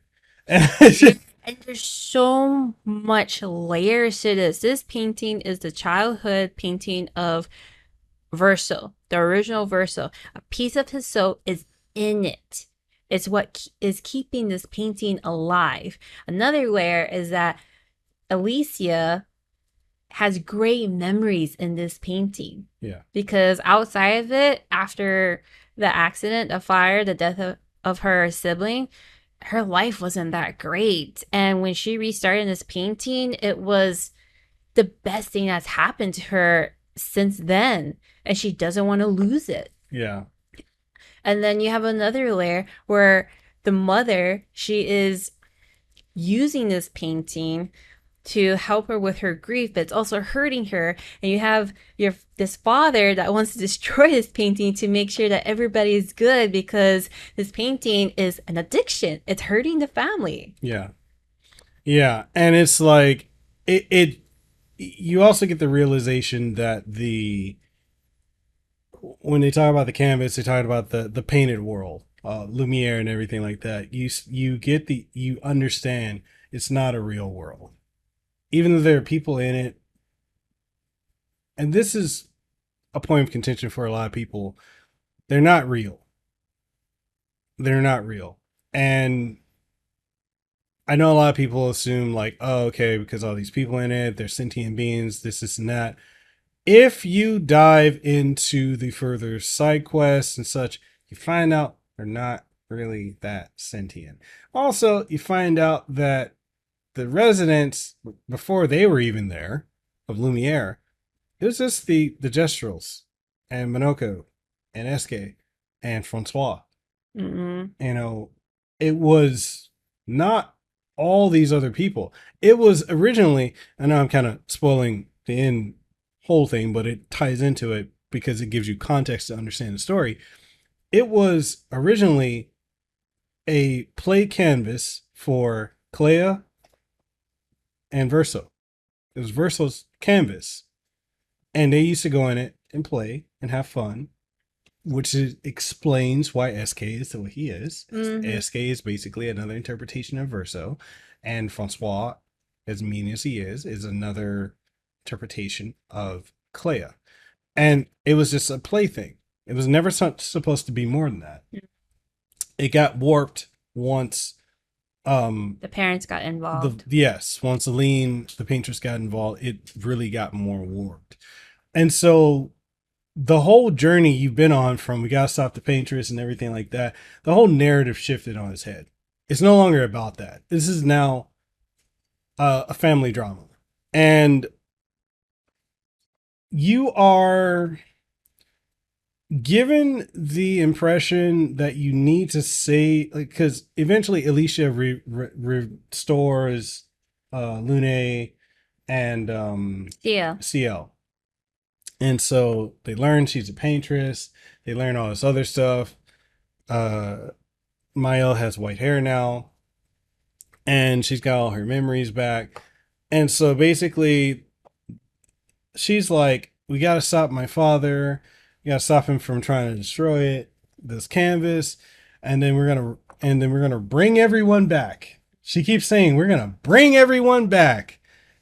And every time she says that, it pivots to Verso, who's like, He is giving her the side look. you really want to be promising them that after you know what's going on? And it's like a look he's giving her of, you know what's going on. I interpreted that look of, that's a bad idea. Yes. You shouldn't do that. Yes. Yes. You should not give them hope for this, because they are not what you think. I'm not what you, Yeah, and you know? when I was watching this, I was thinking, Versal just gomaged everyone. You think he wants everyone back after he made that decision? And he gets flack from like, Yeah. from CL and Lune. Like they go in on him. Yeah, their thing was you could have told us ahead of time we were going to get gomaged. Yeah. And like, and then he has almost like they were accepting it. They're like, okay. yeah. And like he has side conversations with like Minoko and with SK, and they're over here like, oh, everyone hates you, huh? Which, that was hilarious. But like, going back to what I was saying, like the stakes changed. And then you're going back to fight Renoir and Lumiere, and basically this, trying to save the canvas. But the thing is, something's not right. This game has twisted too many times Too many for times. you to trust that we're going to get a happy ending. And I think you probably felt the same way. But in my head, when Mael got her memories back of her actually being Alicia, Mael no longer existed. It was Alicia now. And I say that because in my head, Alicia and Mael are two different characters. But Alicia, for the sake of... Sorry, we had cats fighting. But for the sake of Lune and Ciel, kept playing, pretending to be like, oh yeah, I got these memories, but I'm still Mael.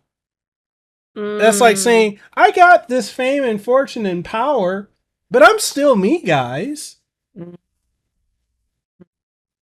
And she had this conversation with Verso. Yeah. I don't know if you remember this. And he's like, not really. Yeah. But he called her out on it. He did. He completely called her out on it. And then it got to points where eventually got to a point where he was like, okay, I'll support you. Because she started playing into, I'm your sister. Mm-hmm. Mm-hmm. She played very heavily into that. She started manipulating him. And in a way, like he's like, okay, I'm going to support you. You're my sister. I'm going to go along with it. Until you got to Renoir.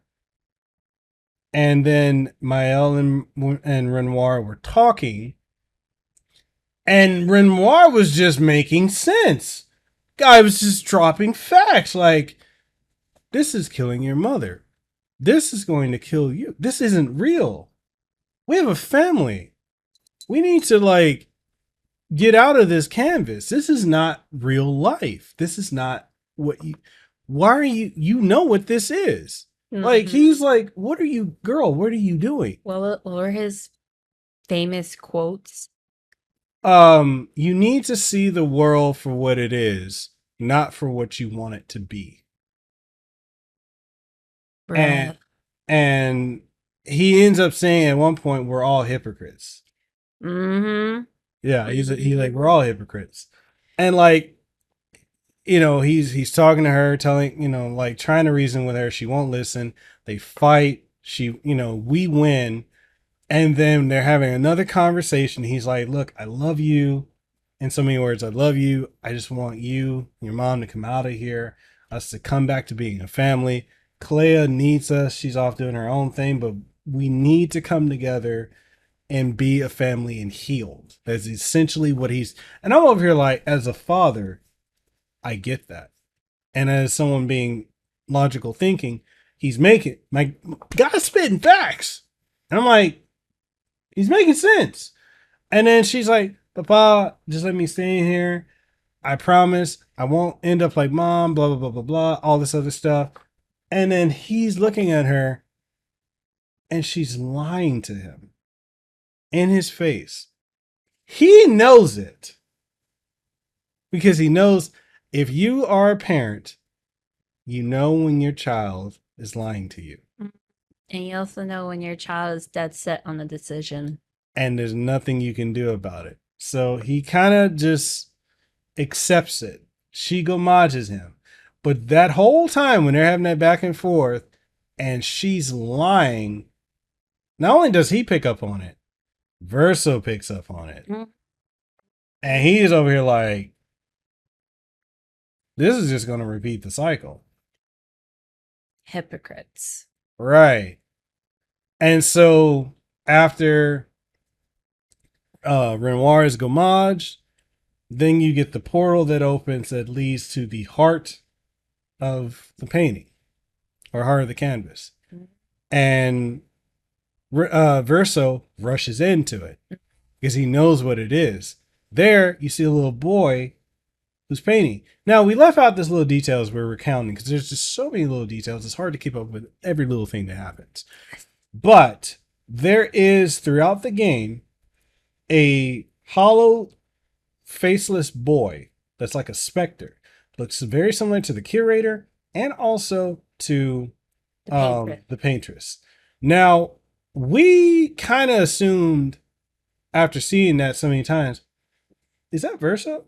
Mm-hmm. Like we started piecing it together, and the game pretty much tells you it before it tells you it leading up to the fight with Renoir. You see a boy, same outfit, playing piano. So like we kind of put two and two together. We're not dumb over here. Mm-hmm. So he's painting on this canvas, and Verso walks up and he's like, "I'm tired. I'm really tired. I'm sure you're tired. I'm sure you're tired too, aren't you?" And the boy looks up at him and nods his head.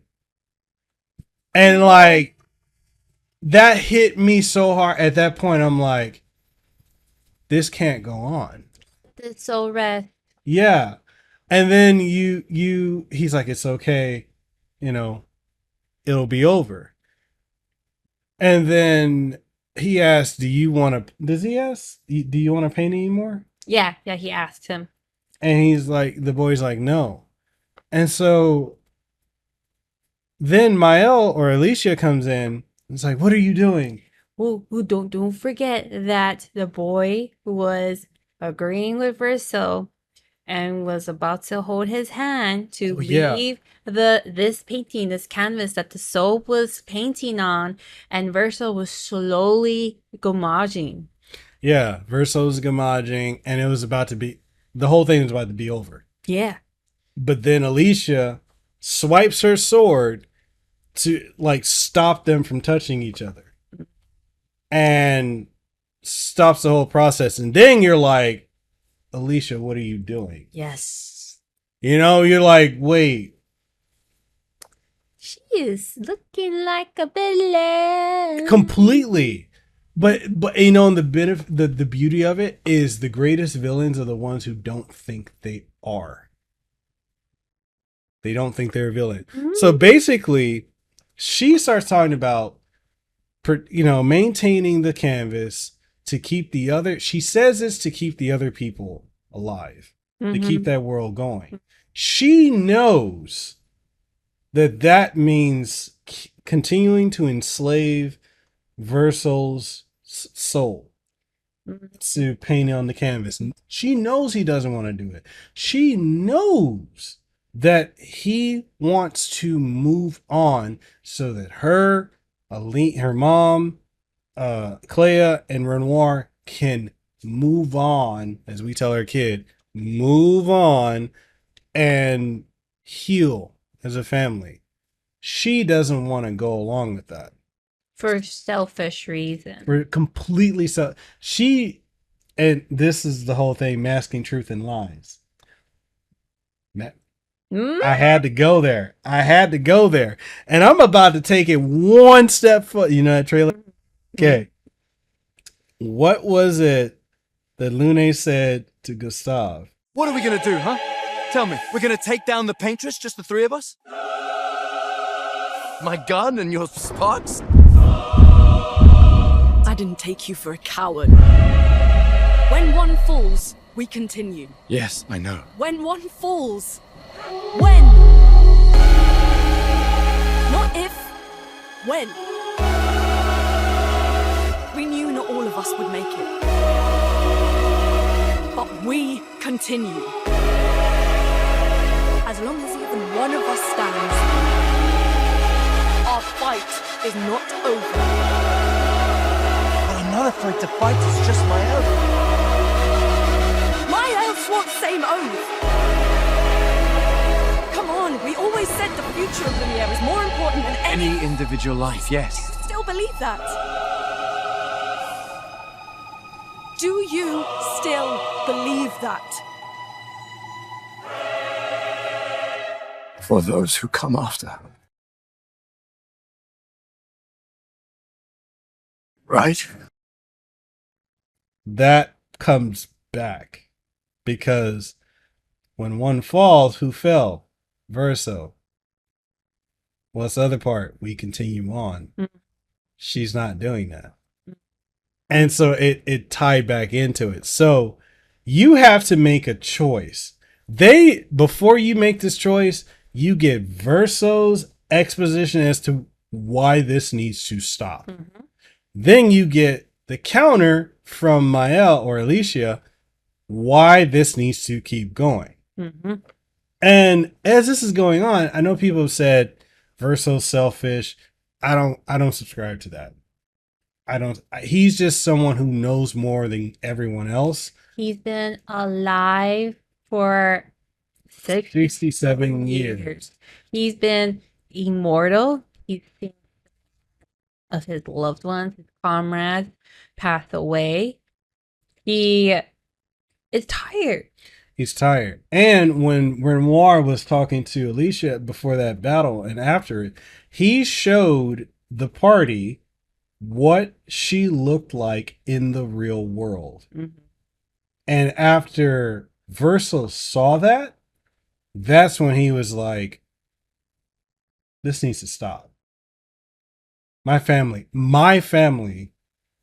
is hurting because of this. I need to go so you guys can heal. And so Maya or Alicia, I keep I'm sorry guys. Alicia.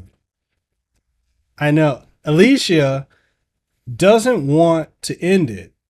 It has nothing to do, even though she says it's for the people of the painting, of the canvas, it has nothing to do with it. She doesn't want to go back to the real world where she is burned, mute, and disfigured and disabled, crippled. Yeah. She doesn't want to go back to that. Where she's got to be reborn and grow up and have a life that was better than the life that she had Yes. in the real world. Yes. So essentially, for those of y'all who ain't keeping up at this point, escapism.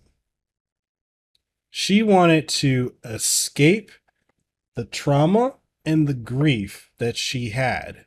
And guilt. She feels guilt. And the guilt because she's responsible for Verso dying. And she is feeling hate from her mom and from Clea, her sister. So she doesn't want to go back to that. Yeah. Which, here's the thing. As she's explaining stuff, I'm like, you have a point. Mm-hmm. He has a point. Mm-hmm. But your point revolves around just you.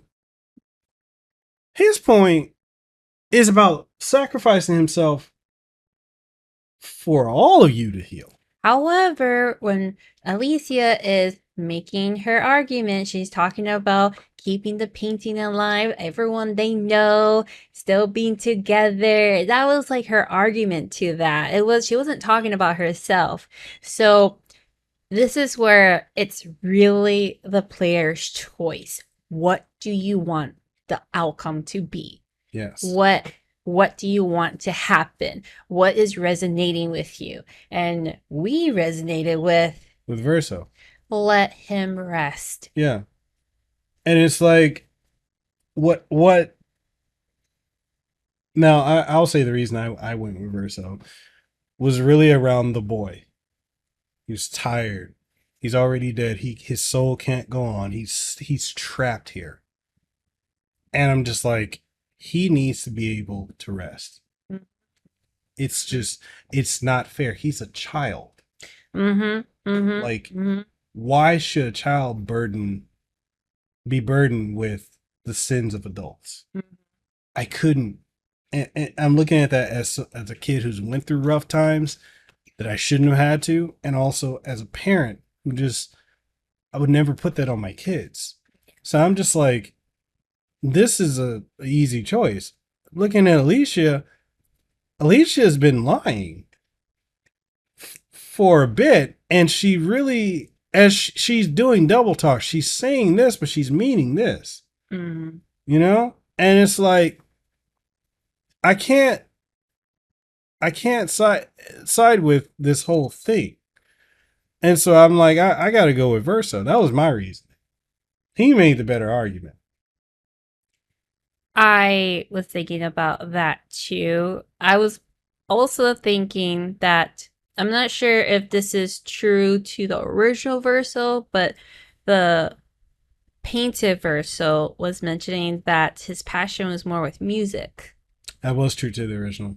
Yeah. So his passion wasn't really painting. He had the ability for it. And so seeing the soul in the form of a boy being forced to keep painting when that's not even his passion. Yeah. That was heartbreaking. And we've all had to, many of us, I'm not going to say all, calm down, all police. Look, put your guns down. Many of us have had to deal with either a parent or a sibling or some authoritative figure trying to force us to do something that in our heart we do not want to do. Mm-hmm. And, I come from a family of musicians.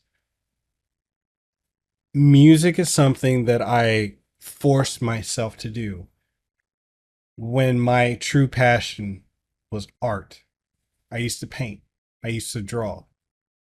But because I come from a family of musicians and singers and performers, I was not encouraged to pursue what my passion was, which was painting, drawing, sketching, and writing. And I was forced down to be part of the family to do music, and my heart was not in it. I'm great at it, but I don't love it. It's not my passion. So I could connect with and understand Verso with that. Like, I'm good at it. I have talent for it. That's not what my love is. So. And then another reason why I picked Verso is because, as Mekel said before, these people in the canvas aren't real.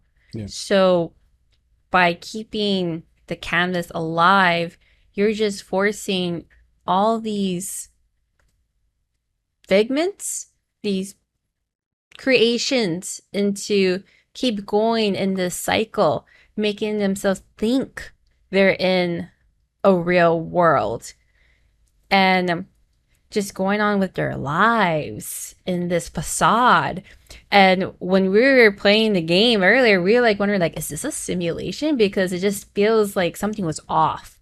Yeah. Like there was something beyond. Like there's so many things going on that was out of your control, but it was under someone else's control, that you're just like, there's something controlling this.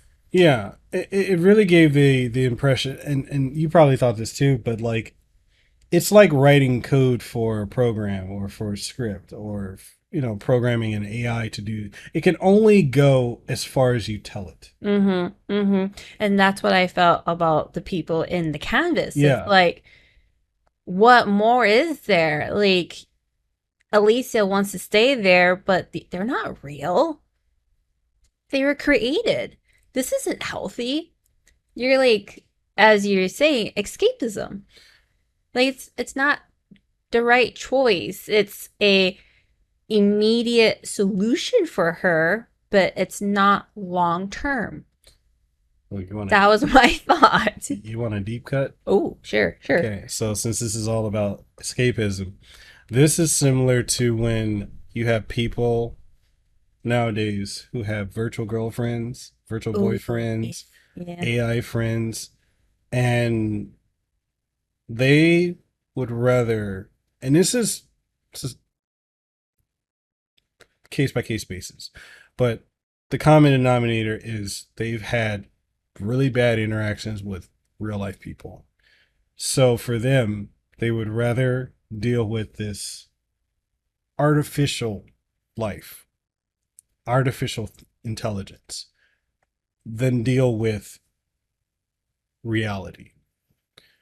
And that is dangerous because at the end of the day, this is not real. This is. And the truth of the thing is life is not easy. Life is not easy. It's not fair. But like the expeditioner's saying is, when one falls, we continue on. When, not if. We have to keep going. No matter what. Not just for us, but for those, coming after us. We have to keep going. It's there's no rule book, there's no hand guide. The whole, we could go into the whole safe space. We're not gonna go into it, but like, you can't shield yourself from the world, from reality. You at some point have to face it. Mm-hmm. And whatever lot you have in life, you try to make the best of what you have and what cards you've been dealt. And we don't have, I know people say we need a fair playing ground, fair playing field. That doesn't, that ignores the fact that we have not only individuality, Mm-hmm. but there's so many variations. You can line up 3 different guys, similar builds, physical, height, all this, and you got 3 different, very, very different people who will not, even if they're at the same starting point, will not meet the midway or the end the same way. Because too many variables. But they work with what they have. And that's life. We have to. Mm-hmm. There are going to be challenges, setbacks. You have to deal with it. And with Alicia wanting to stay there, knowing full well it's not real, but wanting to not deal with the reality. That to me, I'm just like, no, you need to face this. Yeah, we all have to be accountable and acknowledge. Yeah. And take the steps to move forward. Yeah. That's just life. Yeah. And that's how you get better. Yeah. And so just using the canvas, it's like a crutch. Yeah. And like I said, it's a short-term solution, not a long-term. And so when we saw the ending of choosing Verso, I was so satisfied. All the family came together and they... You don't want to touch on Lune being mad? Just sitting there looking? Oh, sure. We can touch on that. I mean, you basically, after you make that decision, you beat Alicia, she gomages back to the real world. Monaco and SK come up. He apologizes to them, says he's going to miss him. They do the big hug. Mm-hmm. Such a... Man, SK and Monaco they were the harder group. So that happens. Then they gomage. Then CL comes in. She looks at Verso. Verso looks at her. You could tell there was a budding romance. Because who does she remind him of? Julie. And you could romance either him or her or Lune. But it kind of was leading you towards him and Seal. Mm-hmm. And so they have that moment. He reaches out to touch her. She reaches her head out. And before he can touch her, she gomages. Mm-hmm. But she has accepted her fate. And if you go back to one of their relationship cut scenes in Act 2, she stated that death was a friend. Yes. She was waiting for it. She accepted it. Mm-hmm. She lost her husband, Pierre. She lost her baby. She really had nothing really to go and live for. And while he gave her a brief respite, she got Gamache, then brought back only to, and that's the cruelty of it, to be brought back just to die again. Yes. But she accepted it. And then you look at Lune, she was angry. She gave a look up again. There's more context to that I haven't seen anyone talk about. And this is if you max out your relationship with her. Oh. She has feelings for Verso. Mm-hmm. Like very, very deep romantic feelings. Mm-hmm. And so when you pair up the side quest where he helps her find closure with the parents and everything like that, it makes sense that because she, I don't know if you noticed about her, her passion actually was not in what she's doing. It was not in what her parents wanted her to do. Wasn't it music? It was music. And That was their connection. Their heart to hearts with them playing music, and that's where she fell in love with him. So that look she gave him was like a woman scorned. It was like a lover just hurt. Oh. Think about it though, yeah? Oh. Yeah? Oh. Yeah? So Okay. So that she just gave him that look. He looked at her like, sorry, baby. It is what it is. And then she just sat down, was like, I'm gonna watch this, I'm gonna watch you to the end. Okay, so now that you're mentioning interaction with all of them, we must mention Alicia's then. When she got defeated, she was like, okay, she was defeated, and she was like homaging a little bit, and she was like, she did not want to leave. No. She did not want to leave at all. She was very sad, and Verso was like, it's going to be okay. Yeah. It's gonna be okay. You will be okay. You all will be okay. And, you know, you feel bad for defeating her in that scene. And then she gets Gamache, she's free, she's going back to the other world.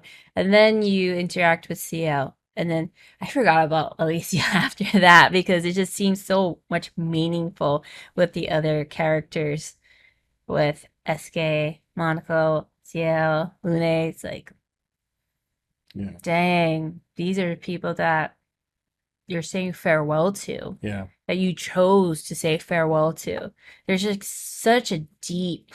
It's a deep cut. Yeah. It's such a deep cut. Yeah. While Elisa's like, I want to keep everyone together. With Verso, you're choosing to let them go. Yeah. Yeah. Because ultimately, it's the only. It's the final stage of grief. Because there are multiple stages of grief, but they are denial, anger, bargaining or begging, pleading, depression, and then the last one, the fifth one, is acceptance. Verso has gone through all of them over his 67 years, or Painted Verso has. The soul of him is just defeated within this painting. They both want to go. Mm-hmm. They have accepted it. This is the only way. And I'm sure Verso in his head was like trying to find other ways to do this. But ultimately, this is the only way.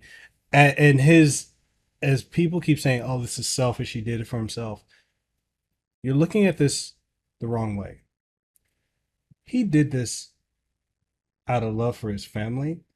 He did this as a big brother to his little sister. Mm-hmm. Mm-hmm. That was selfless, not selfish. His sister would have died in the painting. And who knows what would have happened. Mom probably would have went back in. His whole family would have been lost to it. Mm-hmm. He wanted to save her. And he's not in the wrong for that. That was not selfish. Does it come at the cost of people we built relationships along the journey? Yes. But that's life. People come and go. People come and go. And in this case, they were real to us because we spent time with them. They were real in a sense to Alicia because they gave her the love and compassion that she did not have in the real world. Mm-hmm. So that is real. We will never take that away from her. But it was not worth losing her life over. Mm-hmm. And so she needed to go back and accept it. So like you're saying, she went back. The whole family was there at the grave of Verso. All the Desandras were there. And you saw Renoir and Aline come together, hold each other. You could see how broken they were. Because it was the first moment, I feel, for all of them that they finally were going through the process of accepting the grief. Mm-hmm. And it hit them. They're like, all this infighting. I'm hurting. You know? Then you had Clea walk up with flowers, look at each of them with a look of like, now you want to come here. Now you want to be. That's the look I got. For other people have interpreted different things, but I got the impression that she was like, now y'all want to be a family? You left me here and I'm dealing with the writers. Now y'all want. Bye, Renoir. Bye, Verso. Dang. Did she not? Did she not? I interpreted her looks of, well, look who's back finally. Yeah, I can see that. That's what I interpreted it as. It's like about damn time. Yeah. Because like she was waiting. Like she tried. Yeah. And then she waited. She was by herself, like you said before. She's like, huh, now things can go on as they should. Yeah. Yeah. She was over it. She's like, I'm tired of this. Mm-hmm. You guys are finally. And then she walks away. Then Renoir and Aline walk away holding each other. Mm-hmm. And Alicia, I noticed that no one really walked up to her and hugged her or even. But she was holding SK, the SK plushie that was Verso's. Yeah. And then she's looking at the grave and then she looks up. I ain't gonna lie. Those tears were held back. It almost broke me. Seeing everybody. Gustav. Emily. Verso. Ciel. Lune. Monaco. SK. The apprentices. They all popped up. They waved at her and then they just disappeared. And I'm just like, and then that whole thing, when one falls, you know? Mm-hmm. And it really, the other part too, to those who come after. I was just like, ooh, that was rough. But that was like ripping the Band-Aid off. Okay. She has her life. She can build. And that was one of the things that Verso said to her after their fight. You're a great painter. You're a great artist. You can paint a world. I was thinking that too. Another reason why I picked Verso is like, Alicia, you can paint on another canvas. Yeah. It doesn't have to be this one. If you want to paint another canvas, replicate it, sure, go ahead. Yeah. Just let this canvas rest. And not only that, but she has the ability to bring people back. So she could always just replicate these same folks on her own canvas. Yeah. That's why I was like, I don't understand what this big big issues. Yeah. Like, I didn't get it. Maybe there is, and if there is, please let us know in the comment section down below. But like, it didn't make sense to me. I got it. This was the Verso Souls canvas. It was connected to her brother, and this is the one that she grew up in. I get that part, but it's like there's other solutions. She was very tunnel visioned, Yeah, in my opinion. and then I guess we can quickly go over the last ending, which was if you chose her. Her ending horrified me. I'm gonna let you talk about this one. Okay, so basically, you choose her ending. You fight Verso, you defeat Verso, and she goes over to him. He is begging, pleading, crying, please let me go. He repeats it, please, please let me go.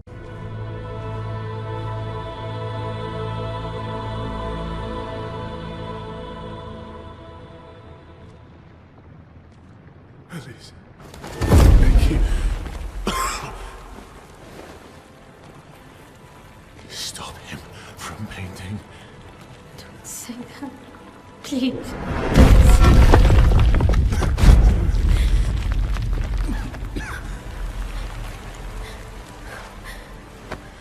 Please, listen to me. Only you can do this. You can do this, please. Unpaint me. Unpaint me. Please.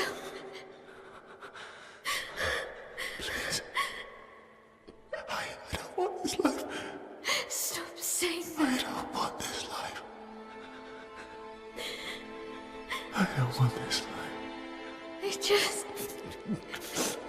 I just wanted to live this lifetime together. This lifetime that was stolen from us. Please. Bro. Please. I don't want this life. Please let me go. Mm-hmm. Please end this. Mm-hmm. Please, I don't want to keep going. I do not want to live anymore. I don't want to. And he's saying, I'm so tired. he kept saying, I'm so tired. I'm so tired. Please don't do this. Don't. And I'm just like,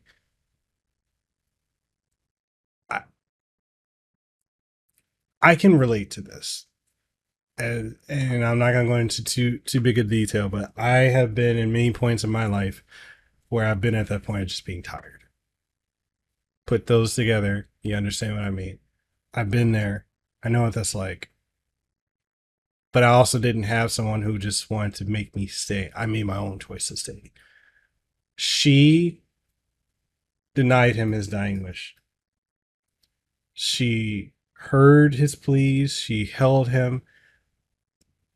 But going back to what she said about her having tunnel vision, she didn't care. Because ultimately, she wanted what she wanted. And she put her needs, her desires, above him and her own brother's soul, knowing it's going to trap him there. Knowing it was, if there's anything that's selfish, and while it's like, yeah, you see everyone's back, she brought back Gustav, Emily, the little boy who I think is a Verso, or some folks. I thought it was a little Verso. Some people say it's her son. I'm like, no, it's a little Verso. She did look older. Yeah, she did look older. She looked older. Everyone got brought back, and it was that, oh, this is a happy ending, but you know something was off. Yes. And then you see they're in this theater, and then Verso walks on stage looking older, looking tired, looking resentful. Oh, yeah. And then he's going to play. He stands, he looks to his right, looks at her. She looks at him with this blank, like. No, she had like a. Now play. Go play. Yes. Play for me. Yeah, she's You like. promised you were going to do that for me, which was a callback to a heart-to-heart that they had. Ooh. Yeah. Ooh. So, like, and it was a very malice-filled You better do it. That's how I interpreted it. Follow your program. Yeah. Yeah. And he couldn't resist it. But It looked like he was trying to. yeah, like when he was like doing that, it looked like he was fighting it, and she was just like painting over it. Like, no, I'm in control. This is my fantasy. You do what I say. And he ended up playing, and you could just see he hated every moment of it. Because not only did, this is a deep cut. Not only did she deny him his dying wish, not only did she deny him being able to pass on, she now robbed him of the thing he loved, music. Because he's forced to play for her, like he was forced to paint. Dang! You know? Ooh. And then you look at her, and then she's getting corrupted. Yeah. Yeah. And it's like, it goes back to that old saying, be careful of fighting monsters lest you become one. Ooh. Ooh. And that was her, and that ending horrified me. It made me feel so good about choosing reversals. Yeah. I was like, "Ooh, I don't like this ending. This is not a good ending." So it's like, those are two endings. I know this is a long podcast, guys. I don't apologize. We haven't got to do something like this in a while, and this is a story we completed this at the time of this recording. Like I said, it's May 8th on a Thursday. I think we completed it on Monday, so May 6th, I think. see, 8, 7, 6, 5th, May 5th. Yeah, because you got off work. Yeah. I was just like, oh, I'm at the end. I'm gonna play it. Yeah. So yeah, I completed it, and we just keep talking about it. We keep talking about this game, the just- story. There's just so many things, and even after you get to the ending, you can still play more. And you can explore more. And Mekel's been like, "Oh my gosh, this happened, that happened." I'm like, "What?" Yeah, I mean, I haven't even touched on the man that loved Clea, Simeon, or the side story where you bring back Noko, or you can bring back Noko. You got to fight Golgra from the Jestro village over, because they have a whole process of bringing them back. So in the sacred waters, there's the whole Alicia. The painted Alicia wants to meet. Oh yeah. Because you find out that real Alicia got the letter, and so she knows what's going on and everything like that. And so there's that, and then that leads to a boss fight. There's also a boss fight with painted Clea. There is the boss fight with Simeon or Simon. There's so much. There's so much extra that just gives you additional context that really fills in the blank. And I know for everyone who's so used to the stories being spoon-fed to them, this one is not spoon-fed to it. You have to do the work. You actually have to be present and think and piece things together. And I have to say, like, this story, it's really about grief and how no one handles grief. You can have one situation that has multiple people involved, and you're going to get multiple ways that this grief is going to be handled. And this really, like, I know it started off with the premise, which is the art of great storytelling, to give you one thing, but it leads to something completely different. That's phenomenal. We are not used to games in modern era doing that. Nope. We haven't played a game that has done that. I mean, Xenoblade Chronicles 2 kind of did it, but it was not done to this effect. It was not done to this effect. And also, there's kind of a retelling of what has been going on since Xenogears, and it all ties in. Xenogears, Xenosaga, Xenoblade, all same universe, multiverse. But anyways, a game that really grips you in that way and is so masterful with the storytelling. I haven't experienced that in 20-something odd years. The last game to do that for me was Lost Odyssey, which that game brought me to tears so many times. If you ever play that Lehua, oh my god, that story is so good. Imagine being immortal and watching everyone die around you, living for over 1,000 years. Your children, you keep having children, they die. You raise their grandkids, they die. You have other children, other lovers, they come and they die. And just doing that for over 1,000. That story. Lost Odyssey, Chef's Kiss. That was the last time, and that game came out in 2007, 2008. Oh no. So yeah, almost 20 years. But even that doesn't hold accountable. This is my favorite RPG of all time. And my favorite before that was Xenogears. Yeah. So for a game that touched on grief, we saw the different ways of how different people the different members of the Desandra family were handling it. And ultimately, the story is, the moral of it is, you cannot run from grief lest it destroys you. And it also showcases how a death in a family can destroy a family. I personally can understand that.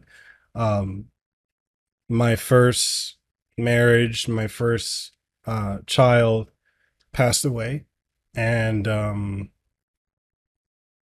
that destroyed that family. It destroyed me,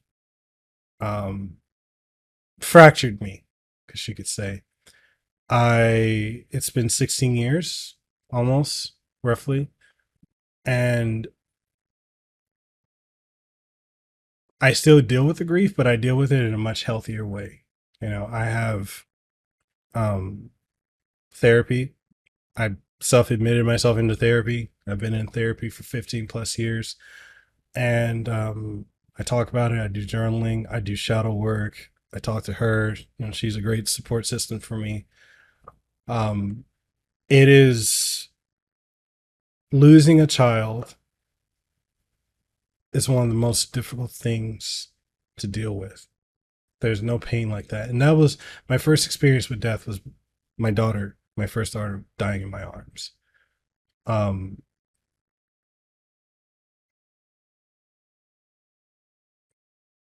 understand Lee. Like, if I was in the same situation and I was given an opportunity to go in a canvas to live with some vestige of my first daughter, at the time I would. When it's fresh, that wound is fresh, I would have. But that would not be healthy. And when you don't deal with grief, you do a lot of self-destructive things. I've done a lot of that. And it's not easy. It's not easy. If you're dealing with grief, unacknowledged, untreated grief, there's a term that it eventually goes to being severe grief. And severe grief leads to PTSD, all other types of anxiety, traumas, and such. If you are in a position to get professional help, please do so. I'm telling you, as someone who's been dealing with this for 16 years, it does not get easier, but you learn how to,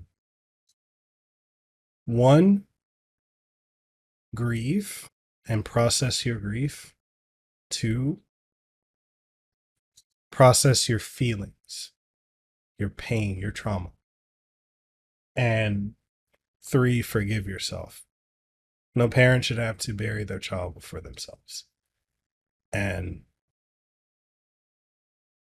you will live with that. You will carry that weight. But it's not the end. I may have lost my first daughter, but I was blessed with more.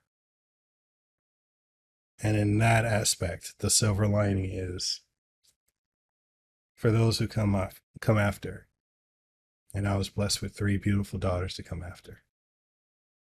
So, just because people die in this physical world, they live on in our hearts. And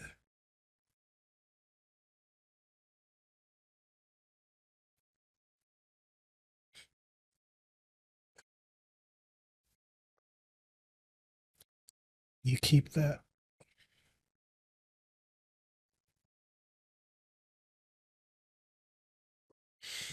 You keep that alive.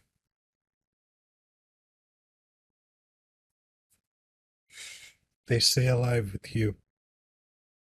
You are their living legacy. Honor their memory by living a life that honors yourself. When one falls, we continue on. Life's not easy, but we make the most of what we have in the cards we've been dealt. So that is Clair Obscur Expedition 33. This has been a deep dive of our experience from start to finish. And there's more. There's more. We can probably do more episodes of it. I did say this is going to be a 3-part series that will also include as a bonus a story lore breakdown. I'm just grabbing stuff and falling. It's just my hands need to fiddle because I'm emotional right now. But we will come back to touch on more topics with this game because there's so much to touch on. But it is a beautiful game. Beautiful story, beautiful music, beautiful characters, beautiful themes, and beautiful messaging. I think, and truthfully for me, I want to say for the day after I beat the game, I was just emotionally, I was crying nonstop because it made me,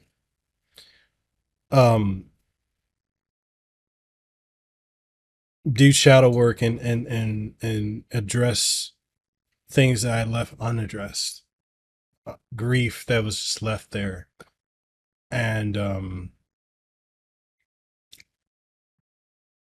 crazy to say, I mean, I've been in therapy for 15 something years, and this game itself, going through it and seeing different people grieve and how they grieve differently, helped me process through my grief that I deal with every day.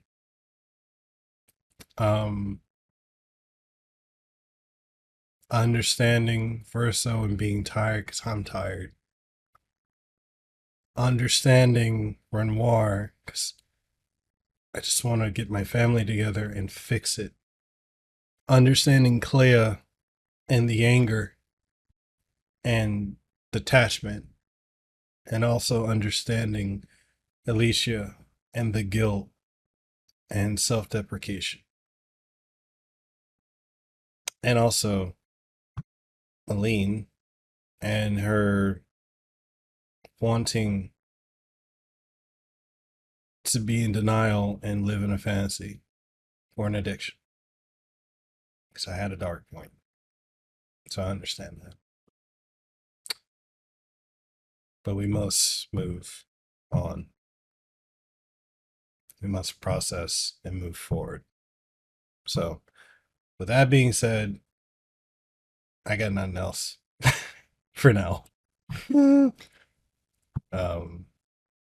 Until next time. So, with that being said, guys, if you have any commentary about Clair Obscur Expedition 33, if you enjoyed it, let us know what your favorite moments were, what character you loved or identified with, what what touched you, What moved you? What story elements really like resonate with you that you probably you would like to deep dive and have a discussion? Just feel free to say something in the comment section. If you haven't already, sub to the channel. We're gonna have more content. This is fun. This went way longer than I thought it was, but it's good stuff. It's a journey, and you're all in the ride with us. Thank you to Sandfall Interactive for creating such an amazing game. Thank you so much for it. I think I speak for the millions and millions that have played that game. We thank you. This is a generational title. This isn't just game of the year for 2025. This is game of the century, game of the millennium. That's how good it is. Thank you, Lehua, for being on the show. Please plug your channel and everything you're doing. It was my pleasure. And I also enjoy when you're on Podcasts Across Worlds, Paul, talking about anime most of the time with me. For example, the Netflix series Devil May Cry. Yeah. Oh, I can't wait for season 2. You guys are mad about that. So yeah, where we talk about where we read a lot of manga, watch a lot of anime, and talk about it for hours, just like how we can talk about games for hours. And we're available on all platforms. So just check it out for Podcasts Across Worlds, and for social media, I'm available at Lehua Superfina across the board. And with that being said, guys, you can catch this episode and every other episode of the podcast on YouTube, youtube.com/@Mekel Kasanova, as well as on Spotify, Apple Podcasts, Amazon Music, wherever you get your I almost said wherever you get your Spotify, wherever you get your podcasts. And with that being said, we'll see you guys in the next one. Be safe, be blessed. Tell your loved ones, the ones that you love, that aren't toxic, that you love them. Show appreciation. We don't know how long we have. Tomorrow, I'm going to quote Monaco, because this is what he says on the quest to revive Noko. When asked if he wants to wait later or he wants to go and do the quest now, Monaco says this: tomorrow is not guaranteed. Let's give and embrace and live in the present that is the gift that is the present. So that being said, we're signing out. We'll catch you guys in the next one. Ahuiho. Ahuiho. Mahalo for your time for listening to this episode of the Kasanova Podcast, number one podcast in Hawaii. If you found this episode to be incredibly enjoyable, informative, or if there's anything you gain from it, or any insight, or anything that's good that you really, really enjoyed, make sure whatever platform you're listening to it on, or if you're watching it, leave a comment if that's available on the platform, like it, share it around with someone you think would enjoy it, and give us some feedback, because your feedback is exactly what we need to keep this show going. And if you're wondering what are some ways that you could support the show, we got various ways. We've got Patreon, we have channel memberships over on YouTube, as well as Subscribestar, Coffee, and so much more. Links for everything will be in the description of the podcast, so make sure you go check that out. And with all that being said, I hope you have an aloha rest of your day. Let them know that I'm next level, I'm a whole new kind of guy. Yeah.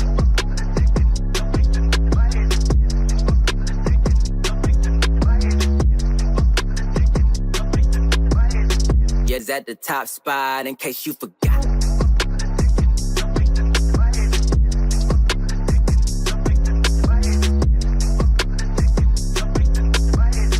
We the ones that got the block hot, bullet got the shot.